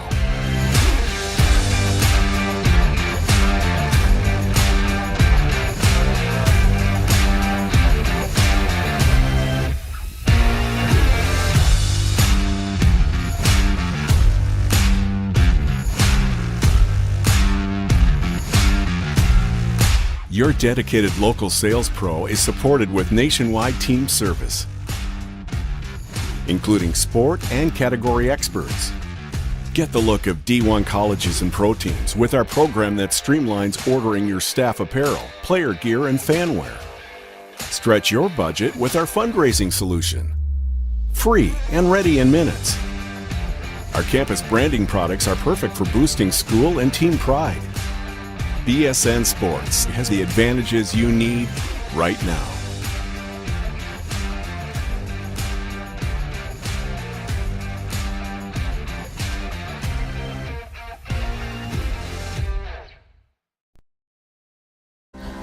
First State Orthopedic statewide has 29 physicians at 16 locations. Our physicians and staff provide both non-surgical as well as surgical treatment for almost all orthopedic conditions and injuries. We are specially trained in the current state-of-the-art techniques. We serve as team physician and orthopedic consultant for over 20 high schools, Wilmington University, and many local recreational and competitive leagues. Our doctors are readily available to the local emergency departments as well as medical aid units and urgent care centers for consultation and treatment. Call for an appointment today or visit us at firststateortho.com. Hi, I'm Scott Kammerer from Sodell Concepts. Today we're at Thompson Island Brewing Company in Rehoboth Beach, Delaware. Come check us out. Located in the Rehoboth Gateway next to Blue Coast Rehoboth, Thompson Island will follow the Sodell tradition of serving beautiful, simple food that will pair perfectly with our fresh homemade beer. Thompson Island is a perfect place to have dinner with your family, enjoy happy hour with friends at the bar, or spend a day in the beer garden playing bocce ball and ping pong. Thompson Island Brewing Company in Rehoboth Beach, Delaware, open 7 days a week. See you soon. Your home, your community. It's not just where you live, it's where you belong. At Dover Federal Credit Union, we understand what it means to be local. We started here, and we're not going anywhere. We're as local as it gets, and we like it that way. We're not just a financial institution. We are the local credit union that you can trust. Local people, local decisions. Dover Federal Credit Union. Hi, I'm Scott Kammerer from Sodell Concepts. Today we're at Matt's Fish Camp in Fenwick Island, Delaware. Come check us out. Matt's Fish Camp features seafood classics, coastal comfort food, and chef-driven specials that pair perfectly with our large selection of craft ales, curated wine list, and camp cocktails. Matt's offers indoor and outdoor dining and is the perfect place to have dinner with your family, happy hour with friends, or enjoy lunch at the Raw Bar. Matt's Fish Camp in Fenwick Island, Delaware, open 7 days a week year-round. See you soon. Wraps, signs, banners, and promotional items that can help your business stand out from the rest. Looking for an excellent way to convey a professional image? Customized promotional products are the perfect way to target new customers, increase employee retention, and boost your brand awareness. Let the professionals at Cassidy Graphics bring your advertising ideas to life. Give them a call today at 302-326-2412. Again, that number is 302-326-2412. Again, Cassidy Graphics brings your advertising ideas to life.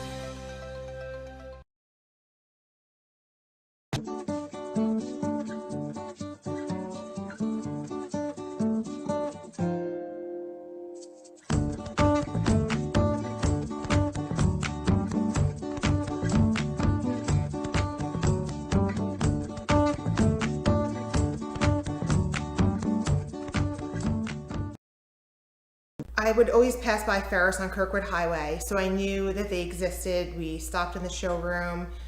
We just clicked, like from day one. They did a total kitchen renovation for us. Ferris was so organized. They were on top of everything from day one. Always here when they said they would be, always on time, kept to the schedule. The level of comfort speaking to everyone that works at Ferris, they were just super friendly, easy to talk to. It was like they were friends, not, people coming to work on our kitchen. The room is totally transformed from what it used to look like. To have all this seating now and the big table, the bench seats, it's great. I love coming home and just walking through the laundry room into the kitchen every day. It was just a great experience. We love Ferris. High Five Hospitality, founded in 2004 when three guys teamed up to introduce the Buffalo Wild Wings franchise to Delaware. To date, they operate 8 Buffalo Wild Wings in Delaware and Maryland. Also the Stone Balloon and Limestone Barbecue. And let's not forget Expectation and 5 Jersey Mikes throughout Delaware. High Five Hospitality's mission is to operate 5 brands that serve high-quality products with exceptional hospitality. The things that matter most happen right in our own backyard. Our neighbors, our schools, the places we go, and the people we know. And now there's one news outlet where our story is told. Delaware Live. Locally owned, community-based news. Free to every reader, because Delaware's future belongs to all of us. Quality journalism we can trust to help us take on the day. Delaware Live. Our state, our news, our home. Get the assurance that your HVAC system is what you need with Ambience. Ambience provides you with over 25 years of experience in the heating, cooling, and plumbing industry. The team at Ambience Heating and Air Conditioning provides high-quality residential HVAC installations, maintenance, and repairs in new and older homes in the Delaware, Maryland, Pennsylvania tri-state area. You may not realize it, but half of your energy costs go to heating and cooling. Make sure your energy dollars count and call us today for a free estimate. 302-239-HVAC. 302-239-4822. Hi, I'm Scott Kammerer from Soto Concepts. Today we're at Fish On in the Villages of 5 Points. Come check us out. Fish On is committed to serving beautiful, simple coastal cuisine in a cool atmosphere with a happening bar, spacious dining room, and outside patio. Popular dishes include the seafood stew and fresh oysters from the raw bar. Fish On's recently renovated event room and is the perfect spot for your next event. Fish On in Lewis in the Villages of 5 Points, open 7 days a week, best happy hour around. See you soon. Melissa Ellis is part of 4 Acre Realty Company. She is licensed in both Delaware and Pennsylvania. Melissa knows that being personable and patient is a key to her success as a realtor. Helping both buyers and sellers understand current market values and conditions puts them in the best position when making an offer or pricing a home for sale. That kind of high-level professional communication and her skill at being a team player put Melissa's clients at ease, knowing she has their best interests at heart. Melissa is also an athlete herself, playing multiple sports, so she understands what teamwork means. She is still involved in sports, whether it's sponsoring, coaching, or being team mom for her own 2 daughters' teams. What sets her apart is how grateful Melissa is for the trust of her clients. She never takes that trust for granted. She affords all people respect and honesty and works hard to be the support system clients need and deserve. Melissa Ellis. Strong connections, strong service. Welcome to Premier Physical Therapy and Sports Performance. We're a locally owned outpatient physical therapy practice with convenient locations in all 3 counties in Delaware. At Premier, we have experienced physical therapists with advanced credentials, but their hospitality, passion, and enthusiasm is what makes the difference for you. Find our convenient locations at premierptsp.com. You may have tried physical therapy, but have you tried Premier? Hi, I'm Scott Kammerer from Solo Concepts. Today we're at Lupo Italian Kitchen in downtown Rehoboth Beach. Come check us out.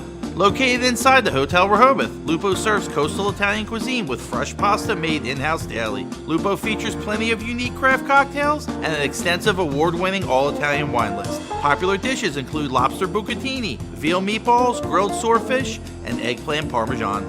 Lupo Italian Kitchen on Rehoboth Avenue, serving happy hour daily and dinner 7 days a week. See you soon.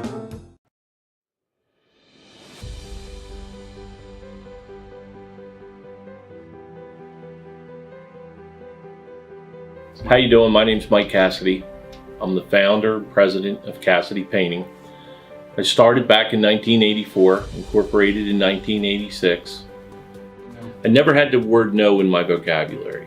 When someone called me to do a job, I always said yes. Whether it was a struggle, whether it was 7 days a week, sun up to sundown, it didn't matter. And with that philosophy, we were able to grow to the size we are. We employ close to 80 individuals. We really enjoy being in the family business. I look forward to coming to work every day, and it's so nice to work with the people that we work with in the office. We've really become a family with them. We really create a family experience around here.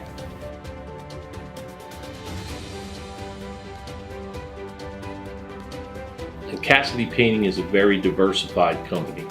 We don't say no to anything. We deal with everything from epoxy floors to painting buildings to spray foam insulation, spray fireproofing.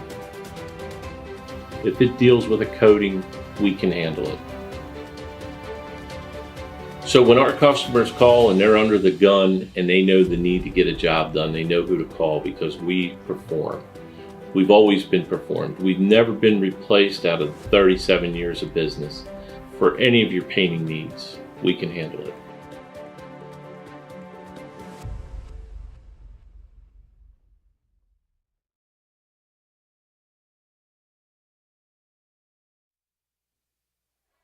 And welcome back inside Delaware Live Sports. Nick Alessandrini alongside the coach Bill Harmon, Craig Laskowski, and Jason Winchell here at the press box in Bear, Delaware, at the home of the Red Lion Lions. And second half moments from getting underway between Red Lion visiting Milford, and it was all Red Lion in the first half. Coach 22-0. Budinger, the freshman, 3 of 4, 112 yards and a touchdown through the air, including that 67-yard connection with Kyle Manley. And we are underway as that one's going to be short-hopped and scooped up by Horsey, but Denny lost it. That ball is loose. And I believe it's recovered by the Lions, and it is. Running off to the sideline with the ball is number 12, Jaheim Stallings. And I believe that was Horsey who just couldn't hold on to the football. It is a wet, rainy night here in Bear, Delaware, and that kind of stuff can happen. You're absolutely right. But by alignment, the middle of the field is open. They kick it short to the middle of the field. Horsey has to scramble up. He never really had a chance to secure the ball. It's bouncing around, and instead, there you should just fall on it. But he tried to advance it. That created the turnover again. Red Lion, I give them credit. They've been very opportunistic. Some bad decisions and bad alignments by Milford creating some of this bad field position for them. So Red Lion will have the first possession on offense here in the second half with that 22-0 lead. They'll take over at around the 25-yard line, looking around the 26. So 1st and 10 for the Lions. They'll start in the I formation. We saw a lot of the freshmen pink it in the first half. This time it's going to be Ray Romano. He'll take the handoff here and pick up a good chunk on first down. That's good for about 8. Our first look at Romano so far tonight. Red Lion's done a nice job of mixing up their backs and their backfield alignment. That time Romano coming right downhill on what's really categorized as an inside lead play. Fullback leads up on the backer. they get a nice double team with the center and the right guard, and then the tailback gets it done. So Red Lion has hurt Milford up the middle more often than they have actually out on the perimeter. Romano, the tailback once again. Wilson, the fullback. 196 yards to 42 in terms of total offense in the first half. Red Lion leading Milford. They'll turn once again, give it to Romano, dive to the left side. And this time Milford was ready for it. Maybe gain of about 1, so third down upcoming for Red Lion. Well, in the middle there resides Darrell Hughes, the junior, who does a nice job coming off his block and helping out on the tackle. It's really going to be important that he and Aladuce really do a significant physical job to stop this run game of Red Lion, at least force the freshman into some tough, longer yardage situations and to have to throw the ball. Slot to the left. Rogers and Manley to the left side. McGrady, the lone receiver, out wide to the right. I formation again for Budinger under center on 3rd and 3. Lost the snap. Again, it's wet. He's able to pick it up, though, and that could have been worse for Red Lion. There's Hudson once again in on the tackle for the Buccaneers, the linebacker. But that one, again, just quarterback-center exchange out in that rain. And actually, Red Lion's done a good job with not having any of that happen here in the second half. Hands, you've been in the game, you're kind of used to the ball.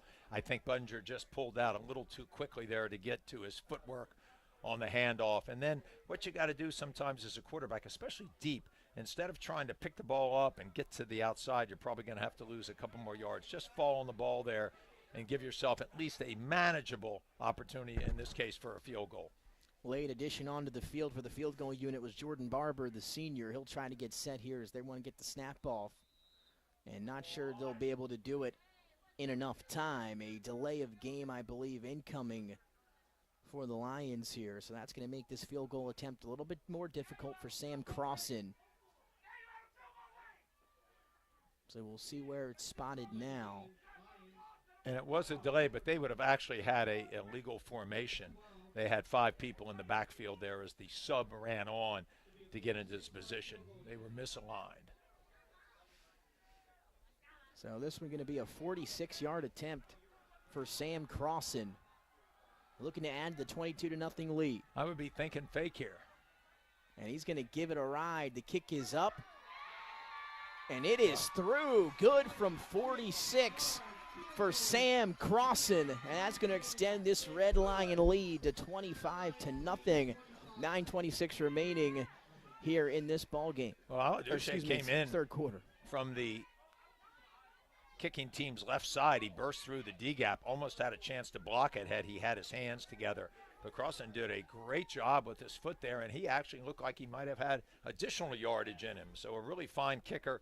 Coach Anderson's got confidence in his operation, meaning the center, the holder, and the kicker getting off and say around 1-3 or 1-4, and a fine kick there by Crossan, who has been very impressive here tonight. And again, we want to emphasize a lot tougher from 46 in these weather conditions as opposed to your regular beautiful day 46-yard kick. Again, what a job by the snapper, the holder, and of course the kicker, Sam Crossan.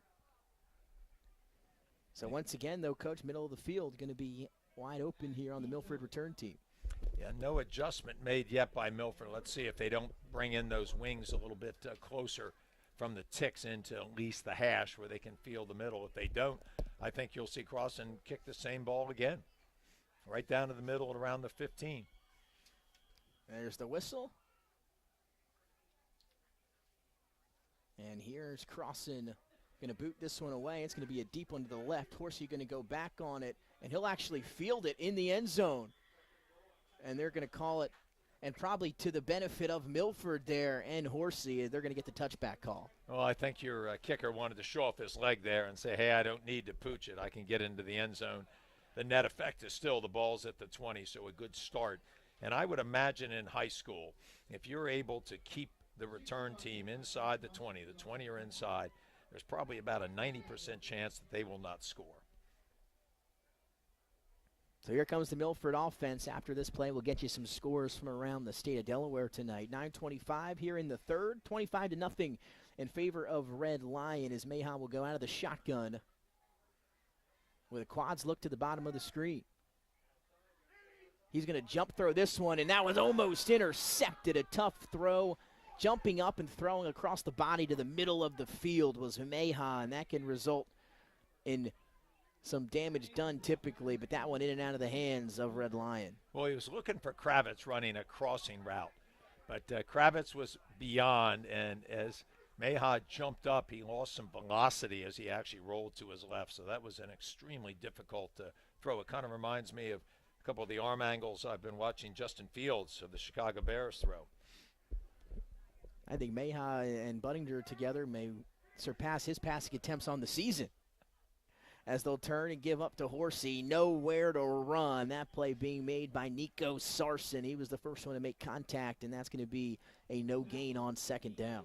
Well, a nice job by Sarson. Also, John Woodfield playing that defensive tackle on the outside shoulder of the guard. That bare front that we talked about has really been a nice move for Red Lion to contain that inside run game. What it does, it forces Horsey to bounce, but he's bouncing so late in the game that the edge players can maintain their leverage. So a really nice defensive concept here by Red Lion. 3rd and 10 upcoming for the Milford Bucks. 8:43 and ticking in the third. Need to get on the board here relatively soon. Trailing by 4 scores. There's the throw, trying to get it outside to his intended target on the far sideline. He was looking for his man Ben Gashora, the junior. That one, though, out of his reach. Well, the passing game for Milford is obviously something they didn't want to do. They really want to get the ball and feed Horsey, let him get some big runs. But right now, this run defense, the front 7/8, depending on what alignment Red Lion's in, either a 5-2 or a 5-3, has really contained the run game and forced Milford to take some unauthorized throws. And again, backed up, they're forced to punt. So Meha once again going to do the honors here. He'll get it away. It's a laser, going to hop at the 40. Going to take a little bit of a Milford roll, but going to stay inside Buccaneer territory. So Red Lion going to begin this one at the Milford 43. And while we have a moment, let's get you some scores from around the state of Delaware. Delmar, they beat Woodbridge 41-14 as they get back in the win column. Hodson and Sally's tied at 0 after the first quarter. And we have an update. So 7-0 in favor of Sally's. 5:30 remaining in the first half there. So Sally's gets on the board first. Smyrna leading Sussex Central 16-0 at the half down south. Sussex Tech leading Lake 26-22. That one into the fourth quarter. And Caravel over Concord 35-0 at the half. Buttinger once again, the center quarterback exchange, somehow able to pick it up and still get it into the hands of Jack Wilson, the fullback, who's able to pick up 6 or 7, so able to turn something or nothing into something there for Buttinger. For you quarterbacks out there that might be watching and listening, it's really important almost any time, but especially when you have a wet ball and bad field conditions, that your hands ride with the center as he snaps the ball. Now, the center's also got to do the job of getting the ball back properly to you. But if you start to pull out too prematurely, especially with a wet ball, those center quarterback exchange problems are going to continue. 2nd and 5 after the 5-yard carry from Wilson. They'll turn now and toss it to Pinkett to the left. Gets through the hole, going to break a tackle. Now Pinkett off to the races. Breaks one more. See you later. 45 or 40-yard touchdown run for the freshman Malik Pinkett, his 2nd of the day. It starts with great defense. It then comes with excellent field position, and then a really nice schematically drawn up play that Red Lion has executed now 3 different times, and they're probably averaging 40 yards a play. This is a toss play to the split end. They pull the guard, and he kicks out.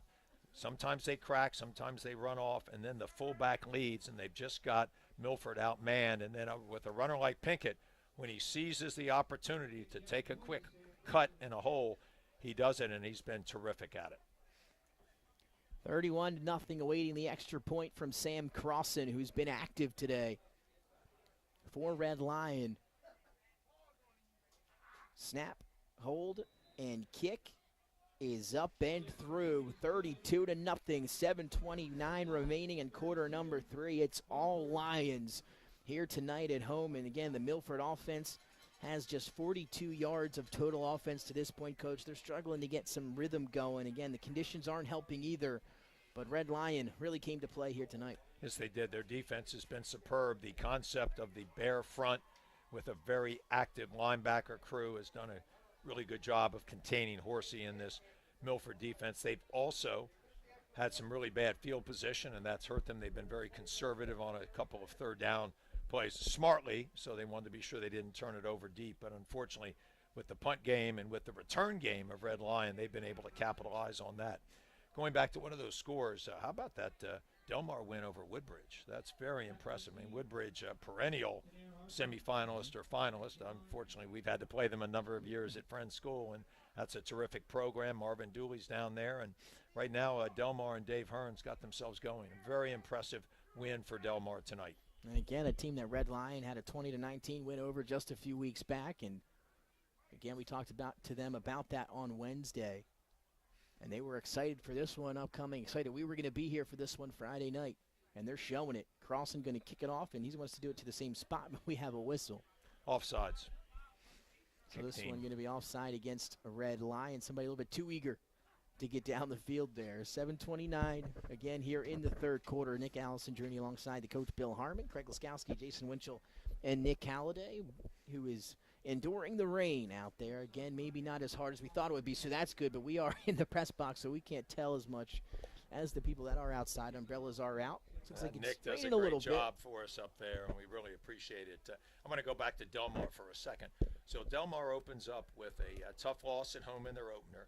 Then they go on the road and play Red Lion and lose by 1. So they're 0-2. They had high hopes this year. They've got a number of seniors and some really good young players. And that's what a great coaching staff at Dave Hearn heads up does. They find a way to beat their rival, Milford, and then they turn around and beat another rival in Woodbridge. And I just credit that program down there. They've been around a long time. They know how to deal with adversity. And that program, I think, is coming back, and they're going to be a tournament playoff team. This one going to kick right into the chest of Horsey, who's going to make a few players miss, get to the outside, and a nice tackle and a game-saving tackle as we have another hit here around the 40 and another flag. And we saw, Coach, if you remember in the first half, a personal fouls. They hit the kicker on the kickoff, another flag in that same area. This was not on the kicker. This was on another coverage person, but I think there's going to be an unsportsmanlike call. Unfortunately, Milford is probably getting a little upset here with the way this game has gone. They've got to control their emotions, because the worst thing is if you get 2 and you're kicked out of the game, you do not play the next week. That is the big one. Again, you want to be mindful of that. Nor do you want to even do that. It just sets a bad tone. So again, that penalty will go against Milford. And it's a shame. They finally get a decent return, and it's marched back 15 yards just because somebody loses their composure, especially on a special teams play. So 7:21, though, still remaining here in quarter number 3. As Kravitz will split out wide here to the bottom of your screen, to the near sideline. Mayha back under center. And once again, Denair Horsey is the tailback. They'll toss it to him, trying to get him to the outside. And once again, nowhere to go. This Red Lion defense has been flying all over the field today. And that play made by number 55, Jordan Barber. What a nice play by Barber. They run a tight bunch to the left side of the offensive alignment.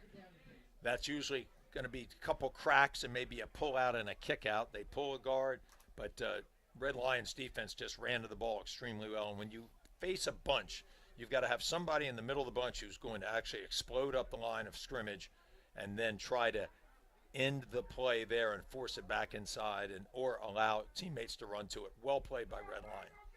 This time they'll turn and give right up the middle to Horsey on second down. He'll pick up about 4, and that'll set up 3rd and 6 for the Milford offense. You can see Milford just kind of struggling to find a couple of plays that work. They haven't been able to get into that rhythm, as you mentioned earlier, Nick, and I totally agree with that. And I mentioned they're searching for identity. What are they going to be? Are they going to be a drop-back pass team, a sprint-out team? Are they going to run the ball out of the eye with Horsey? So I think this is probably going to be a good game for Coach Strickland to go back and analyze and really decide what they want to do for the second half of the season. they'll spread them out, and once again, they'll hand up the middle on 3rd and 6. It's not going to be enough for first down yardage, maybe a few on the 3rd down carry. And I believe that time it was, once again, Horsey. So decision time here for Coach Strickland. I would say down 32-0, 4th and 2, even though it's just in your territory. I think you go for it here. And they will. Offense will stay on the field, 5:30 and ticking, 4th and 2 from their own 40-yard line. Maya under center, slot to the right. And then Horsey jumping a little bit early. I can't tell if they were going to shift to empty or if he just got caught anticipating the count. Yeah, I agree with you. I wasn't sure either. It looked maybe as if he might have went out in motion, but then the reaction afterwards kind of maybe made you think that he was just getting an early jump. They're just there. out of sync. Yeah. And sometimes that happens to young teams. This team actually has enough seniors to be a little bit more veteran. They're going to go with the punt here. Probably not a bad decision at 4th and 7. But Coach Strickland's got to find a way to get themselves to stack 2 or 3 good plays in a row, build some confidence. They're not going to probably win this game, but at least get themselves going emotionally. And Mayha kicks this one straight up into the air. It will take a Buccaneer hop, though, inside the Red Lion 40 to the 39. So that's where the Lions will come back out onto the field. A chance to extend this 32-0 lead. 4:41. Let's take a look at some of the stats here in front of us. Horsey getting some work, but the Red Lion defense been all over him. 12 carries for 26 yards. Charles Shorts has 3 for 20, and that's the rushing yardage, and actually the yardage in entirety up to 46 total yards now for the Milford Buccaneers. Mayha 1 for 7 for 0 yards. Did connect on the screen pass that went for no yardage. And you look now over at Evan Buninger, one still, 3 for 3 of 4, 112 yards and that touchdown. Pinkett, 7 carries, 81 yards, and 2 scores for the freshman on the ground. Slot to the right here, I formation for Buninger, and they're going to drop back to throw. Straight drop back, looking for Manley, and Manley kind of right where he likes those balls on the back shoulder to come back and make a play on. At that time, looks like he lost it up in the lights there. Wilderson Alexandra did a great job at his corner position and coverage there. A little bit of hand fighting, but it was appropriate, not a penalty or a foul. And he did a really good job of running with the big receiver who we know has great speed and can go out jump people at the point of attack. I like the fact they took a shot. I think they'd like to get this to the running clock if they can, which happens when you go over 35 points. And also give their freshman quarterback a couple shots and see what he can do here. He's been, to me, played a very solid game. Outside a couple of the center quarterback exchange problems, he's been very solid. And so has Jack Wilson. Once again, the fullback on a quick hitter on a big chunk there on 2nd down. They go back to the ground game, and it's going to be good for close to 40 from Jack Wilson. It's probably a good thing to be a fullback in the Red Lion scheme. They like those quick hitters up the middle. Wilson is very quick and hides and makes the appropriate cuts. Officially good for 31. And now Jack Wilson up to 8 carries for 84 yards and a touchdown on those quick fullback dives. Clock will run here, 4:10 and ticking in the third, 32-0 in favor of Red Lion, and back to the I formation they go. Buninger going to turn, hand off once again to the right side, this time to Malik Pinkett. And he is wrapped up right at the line of scrimmage. Battling in on that play were JBN Purnell and Jordan Curry. Milford doing everything they can to strip Pinkett of the ball, but for a freshman, Pinkett really does a good job of covering that up. He kind of knows when the play ends to get down or get out of the way of it. A lot of runners sometimes try to spin or keep erect when they're tackled by 2 or 3 players, and that can lead to turnovers at times. So 2nd and 10 after the no gain carry that time for Malik Pinkett. Back under center goes Buninger, 2nd and 10. They'll turn, toss to Pinkett. He scored on this play last time. Trying to get outside, finds a hole, and he'll score yet again. Malik Pinkett, the hat trick, touchdown number 3, and Milford puts another TD on the board. Pinkett likes to run left. He does a good job of finding a seam, and then when he sees it, he exploits it. He has a great box cut, that 90-degree cut that all the good runners have, especially when you run outside, and then go straight to the goal line. He has been terrific. Forget the fact that he's a ninth grader. I'm just impressed with his running style. And Red Lion has done a nice job out in front of him with the fullback, the guard pulling, as well as the wide receivers blocking. Red Lion, all facets of football here tonight. They've been great on defense, offense, and special teams. That's the third touchdown, as I mentioned, for the freshman Malik Pinkett. 9 carries, $104, and 3 scores. As Crossan once again out for the extra point. That leg's going to be sore tomorrow, up and in. And but it'll be a good sore. Absolutely right. It's a good sore. And we are going to stay right here, 39-0 as the clock will run here. All Red Lion. And Bunninger now 3 of 5, 112, and a touchdown. Just 2 incompletions. Only put the ball in the air 5 times. But you talked about his efficiency, the way he's managed the game, and he's looked pretty good out there as a 9th grader. The only thing, again, was that difficult quarterback-center exchange out in this rain, and that can happen to anyone. Absolutely. He is poised. He understands the offense. He understands what Coach Anderson wants him to do. I've been very impressed. And he throws the ball quite well, especially under some not severe conditions, but certainly not perfect conditions. He's got a bright, bright future. This has been an impressive performance by Red Lion. Now, they've got some very fine players. They've got the seniors who really do a good job of stabilizing, and then you've got these young players who are really eager to play and have a lot of game. They've caught Milford on an off night. I think Milford might have more penalty yards than they do offensive yards, and that's obviously not a very good thing. But all aspects of Red Lion's game have been operating well. Their defense has been solid. Their offense obviously has put a lot of points on the board, and I think their special teams have been very good as well. That one in and out of the hands as we have some subs here for Milford. That's a new kick returner back there. That's Jawan Satirin, the junior. And not a lot of running room there on the kick return, and Milford going to start this one at the 20 as the clock will run. We'll see if the Bucks get a playoff here in the third quarter. Update from Salesianum. Jacob Tiberia, 70-yard pick 6. As Sally's leading Hodson 14-0. A minute left in the first half. That update from Kevin Phillips. Caravel now up 38-6. Akimaj Miller, 70-yard touchdown run for Concord. Sussex Tech 30, Sussex Tech 33, Lake Forest 30 with a minute and a half to play. Who has the ball? That one, exactly right. We'll have to see if we can get an update there. That's going to be a good one. Seems like whoever has the ball last probably wins that game. So one play here for Milford in the third. We do have a new quarterback in. He will turn and hand off to Horsey, who's going to add to his average, able to get to the outside, get into that next level. He's going to be brought down close to the 40. And the new quarterback for Milford is John Hudson, the junior. And this is somewhat of a sub-package for Red Lion Christian. I think a smart maneuver by Coach Anderson. He'll get his 2s in now, maybe some 3s, to get an opportunity to play here. And Horsey takes advantage of that with easily his best run of the evening. Now, you mentioned Jacob Tiberi with the pick. Now, Jacob Tiberi is a quarterback for Salesianum, and they've just moved him over to defense recently, so an outstanding play. How about that? That defense run by Paul Salvo, they're really good. You kind of know what they're going to do. They play a 4-2 and with an extra linebacker, so it's really a 4-3. They have excellent coverage schemes. He is a veteran defensive coordinator, one of the best in the state.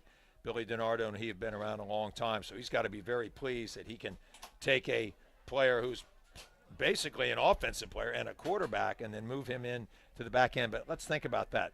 Who makes a better safety or a corner than a quarterback? Oh, I agree with you there. Jacob Tiberi, I know the young man. He's a terrific young man. He came over from William Penn this year, and though he isn't the starting quarterback, as I think he probably had hoped, they have a freshman playing there as well, just much like Red Lion. But, boy, he's found a role over there and helping his team in a very closely contested game with a big play. Jacob's a really terrific young man. Hudson going to put the ball in the air, and that one right into the hands of his intended target, but can't hand on to it. And that was actually Meha, I believe, out at receiver now, who's made the switch, but with the rain couldn't hold on to that one. They're going to put Meha back where he, in a sense, probably thinks I belong out there at wide receiver. They had to take him and make him into a quarterback just by the shortage of players. They'll play their JV quarterback here, and they'll let Meha get kind of comfortable where he normally plays. And the quarterback in, I believe, is John Hudson. And Coach, you know as well, Junior. me and Jeff Ziemba used to talk about it. Quarterbacks have the best hands as well. They got the best hands. As Hudson will turn and hand off to Horsey. Unable to make the play in the backfield was Jack Wilson, but coming up from the secondary and laying a boom out there on the far sideline, as we do have now some flags flying and now some jawing over there on the Milford bench. Well, you talk about great quarterbacks who were great athletes beside yourself, Nick. Let's go with Jeff Ziemba for a second. Jeff Ziemba played 3 sports at St. Mark's: football, basketball, and baseball. I thought he was a Division I player in baseball. He went state champ, multiple-time state champ. He would have been. He was a good basketball player. He just didn't have enough time to spend on his skills, and he was absolutely an extraordinary quarterback for John Wilson. They won a state championship with him. He went on to have an outstanding career at Shepherd College and took them to the national finals. Jeff, a great competitor. I think the thing I liked about him most was, without being cocky, he was very confident. He just knew, hey, I'm pretty good and I'm going to show it off. He loved the competition, and he was great in big moments. Just a terrific player. I love coaching that young man, and he's going off to have a really nice career doing some different stuff right now. It comes from a very athletic family, and it's fun to talk about him. Yes, it was. And Jeff's every bit as a good person as he was a great athlete, but let me tell you something. He was a very fine athlete. That group of players that you were over there associated with, Nick, really had some great seasons in a lot of different sports. Now, you were right about that, and Jeff, again, became that starter his junior year, kind of the new guy once Tyler Huritzak graduated, and what do you know, steps right into the quarterback role, goes to the state championship and wins it. He had a pretty nice halfback named Jabri Lally playing for him, if I'm not mistaken. He did. He followed him over to and then Shepherd they went to well. Shepherd, exactly. This one to Horsey on second down, nowhere to go. Dragged down at the line of scrimmage. This Red Lion defense continues to be fantastic tonight. And that must have been really fun for you guys. You played under one of my dear friends who I think is one of the best coaches in the state, John Wilson. He's now the new AD down at St. George's. He's the head football coach as well. An outstanding human being. Does a great job with this program, and there's a team that will be playing well late. They've got an excellent quarterback in Donovan Brooks, who I've had the extreme pleasure to have worked with over the years, and he's a really neat player who's just gotten better every year under John Wilson's tutelage. We'll have a timeout on the field on 3rd and 10.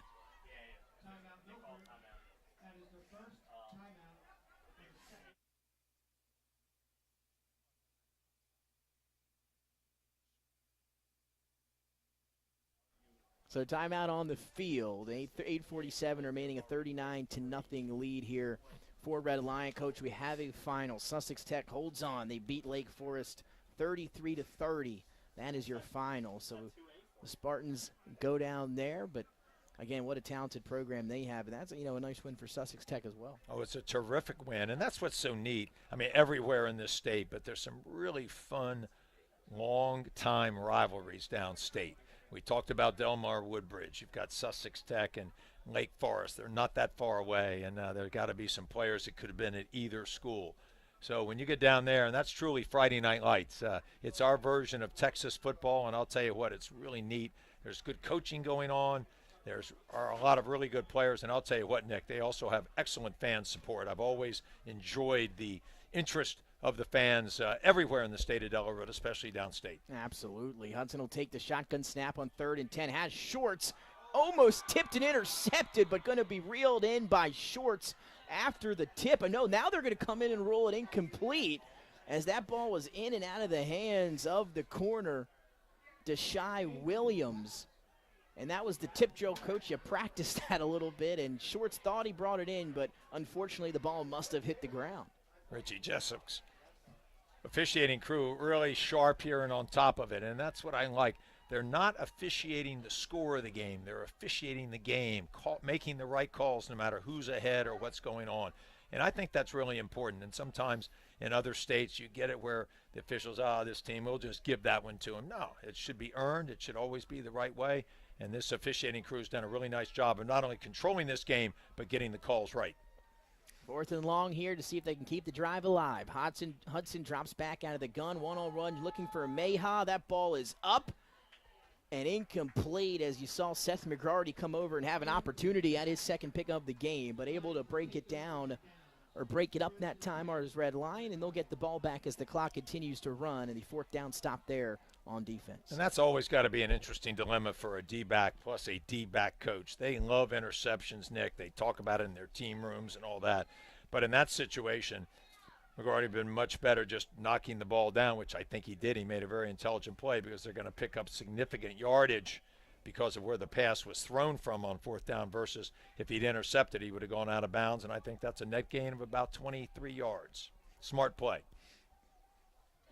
Red Lion continuing to impress here tonight, and again, when we talked with them earlier this week, they were dealing with a bunch of injuries, a bunch of upperclassmen dealing with those throughout the week. Again, a lot not in action tonight.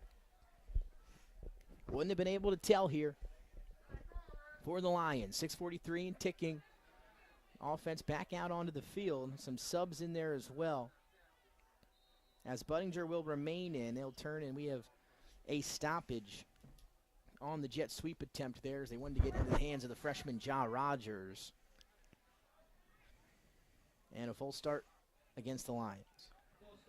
Well, in this situation, as you're watching, the clock continues to run. The only time it stops is at the quarter and with a timeout called. And I think at this point, Milford probably just wants to make sure they don't have any injuries, get home safe tonight with the weather coming in, and regroup. You've got an extra full week to get better, figure out what went wrong in this game, and get some guys healthy and get ready for your opponent next week. Snap, Budinger will turn, handoff. No gain that time, as that one went to Ray Romano. So Romano loses a few that time. Clock will continue to run. So second down and 16 coming up for Red Lion. And Coach, again, rain will probably continue maybe into tomorrow. But a big one for the Delaware Blue Hens back at home for Parents and Family Weekend. And they'll take on the Towson Tigers at 3:30 for anyone interested, obviously, at home. You can check that one out on 94.7 WDSD or the iHeartRadio app. They'll be listening to you down on the sideline, Nick, and you do a Coach, terrific job. Again, it should be a good one. Delaware playing at a very high level right now. You talk about a team like Red Lion tonight playing at a high level in all three aspects. The Delaware team is as well. And they have a huge win over Navy in the first game. They played up into the FBS. Then they've taken care of business. Nolan Henderson has been, I don't know, almost perfect, 15 almost in a perfect. row That's right. last week. Great game on the road up at Rhode Island. And their defense is absolutely extraordinary. The defensive coordinator, Manny Rojas, doing a great job, but he's got a lot of great components. There are no weaknesses at any level. And then the kick game has also improved, and they're doing a really solid job there. It will take a good team playing at their best to beat Delaware. And again, that one, 3:30, they'll take on the Towson Tigers, and then William and Mary on the road next weekend for Delaware. And again, how about the two captains, Coach, guys that we've gotten to know over the years, Kedrick Whitehead, Middletown, and Nolan Henderson, Smyrna, two of the Delaware guys, used to maybe check out some of those Blue Hen games growing up, and now they're captains for the football team and in a perfect 4-0 start. And they're really neat kids, too. They are good students. They're good people. I saw Kendrick this summer. Actually, he was out and about, and we ran in, and I said, you don't know it, but I've been talking about you for a number of years. And it was just great. He was so humble, so nice, really understands what it's all about to be a college athlete. And it's great we've got two in-state guys who are really maybe the best at their position in the FCS, or certainly in a top 2 or 3. You're absolutely right. That's what you love to see. Some of the Delaware guys, not only getting that opportunity, but making the most of it. Both of those guys staying around here at Delaware and just absolutely, could not have been much better than they are. The Kedrick, the preseason All-American, Nolan on his way to All-American honors this year the way he's playing. Again, coming off 9 touchdowns in the past 2 games. That's a Delaware record for touchdown passes in 2 games. And they're riding high, so it should be a good one tomorrow night. And, Coach, you got a busy Sunday as well. Well, we'll have the New York Giants and the Chicago Bears up at Giants Stadium. It should be a fun game, but I'm really looking forward to the Towson game tomorrow. It's Parents' Weekend. I hope the rain holds off so we can get a big crowd there to watch a really good team. As do I. I'll be in the rain gear tomorrow. This punt is up. It's going to be Wade fair catch. They're going to let it take a hop. So 2:42, the clock will continue to tick here as the change of possession occurs, and it's still a 39-0 lead for Red Lion. Again, the freshman Budinger, 3 of 5, 112 and a score if you're just joining us. And the freshman Malik Pinkett, 9 carries, 104 yards, and 3 scores. And Jack Wilson right behind him, 8 carries, 84, and a touchdown for him. So 4 touchdowns on the ground, 1 through the air. And we talked about the defense also doing its part with a shutout here against Milford, and can't play much better than the Lions have played tonight. They've been terrific. They have, thanks to Jason Winchell for the help on this, they play early college next week. And then Milford, unfortunately, has got to play Sussex Central. They've got to move up and play them, and they are really a difficult opponent. And right now, they're, when I say wounded, they're just trying to figure out what they need to do.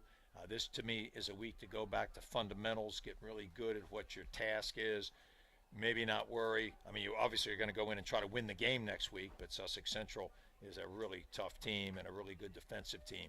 So they've kind of got to figure out what they want to do in the second half of the season, and I think they'll get there. Sean Strickland is a veteran coach, does a really good job.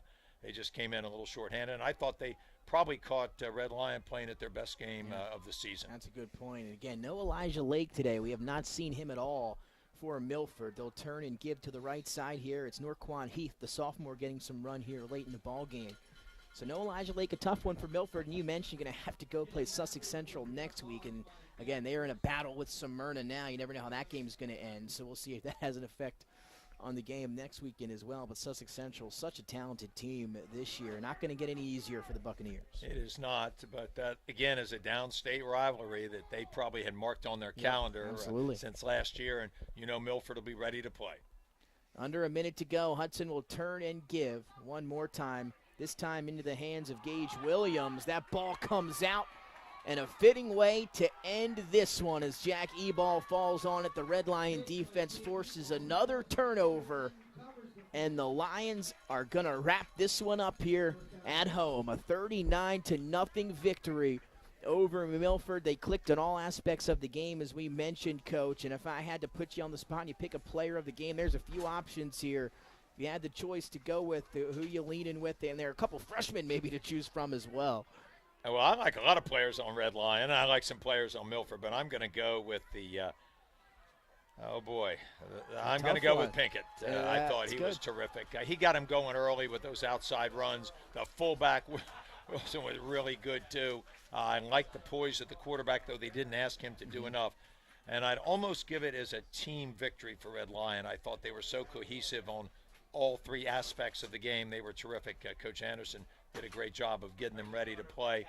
Milford is better than the score indicates. They'll be back. They've got some very fine players. They've just got to get themselves on the right page offensively and defensively. Too many penalties, unfortunately some tough turnovers. But this is a good program, and Coach Strickland will find a way to get them going.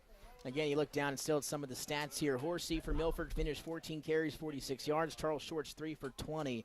Over for the Red Lion side, Pinkett, you mentioned he's our player of the game. 9 carries, 104 yards, and 3 touchdowns. Jack Wilson, the fullback, added 8 carries for 84 yards and a touchdown. And the freshman Budinger, 3 of 5, 112, and a score for him as well. Kyle Manley had just the 1 catch, but it was good for a 67-yard touchdown to open up the scoring. And it was all Red Lion here tonight at home in Bear. They get the 39-0 win over the visiting Milford Buccaneers. For Nick Alessandrini, the coach Bill Harmon, Craig Laskowski, Jason Winchell, and Nick Halliday, the entire Northern crew, we will see you Wednesday at Buffalo Wild Wings for Delaware Live Sports Weekly. Don't forget some more action coming tomorrow.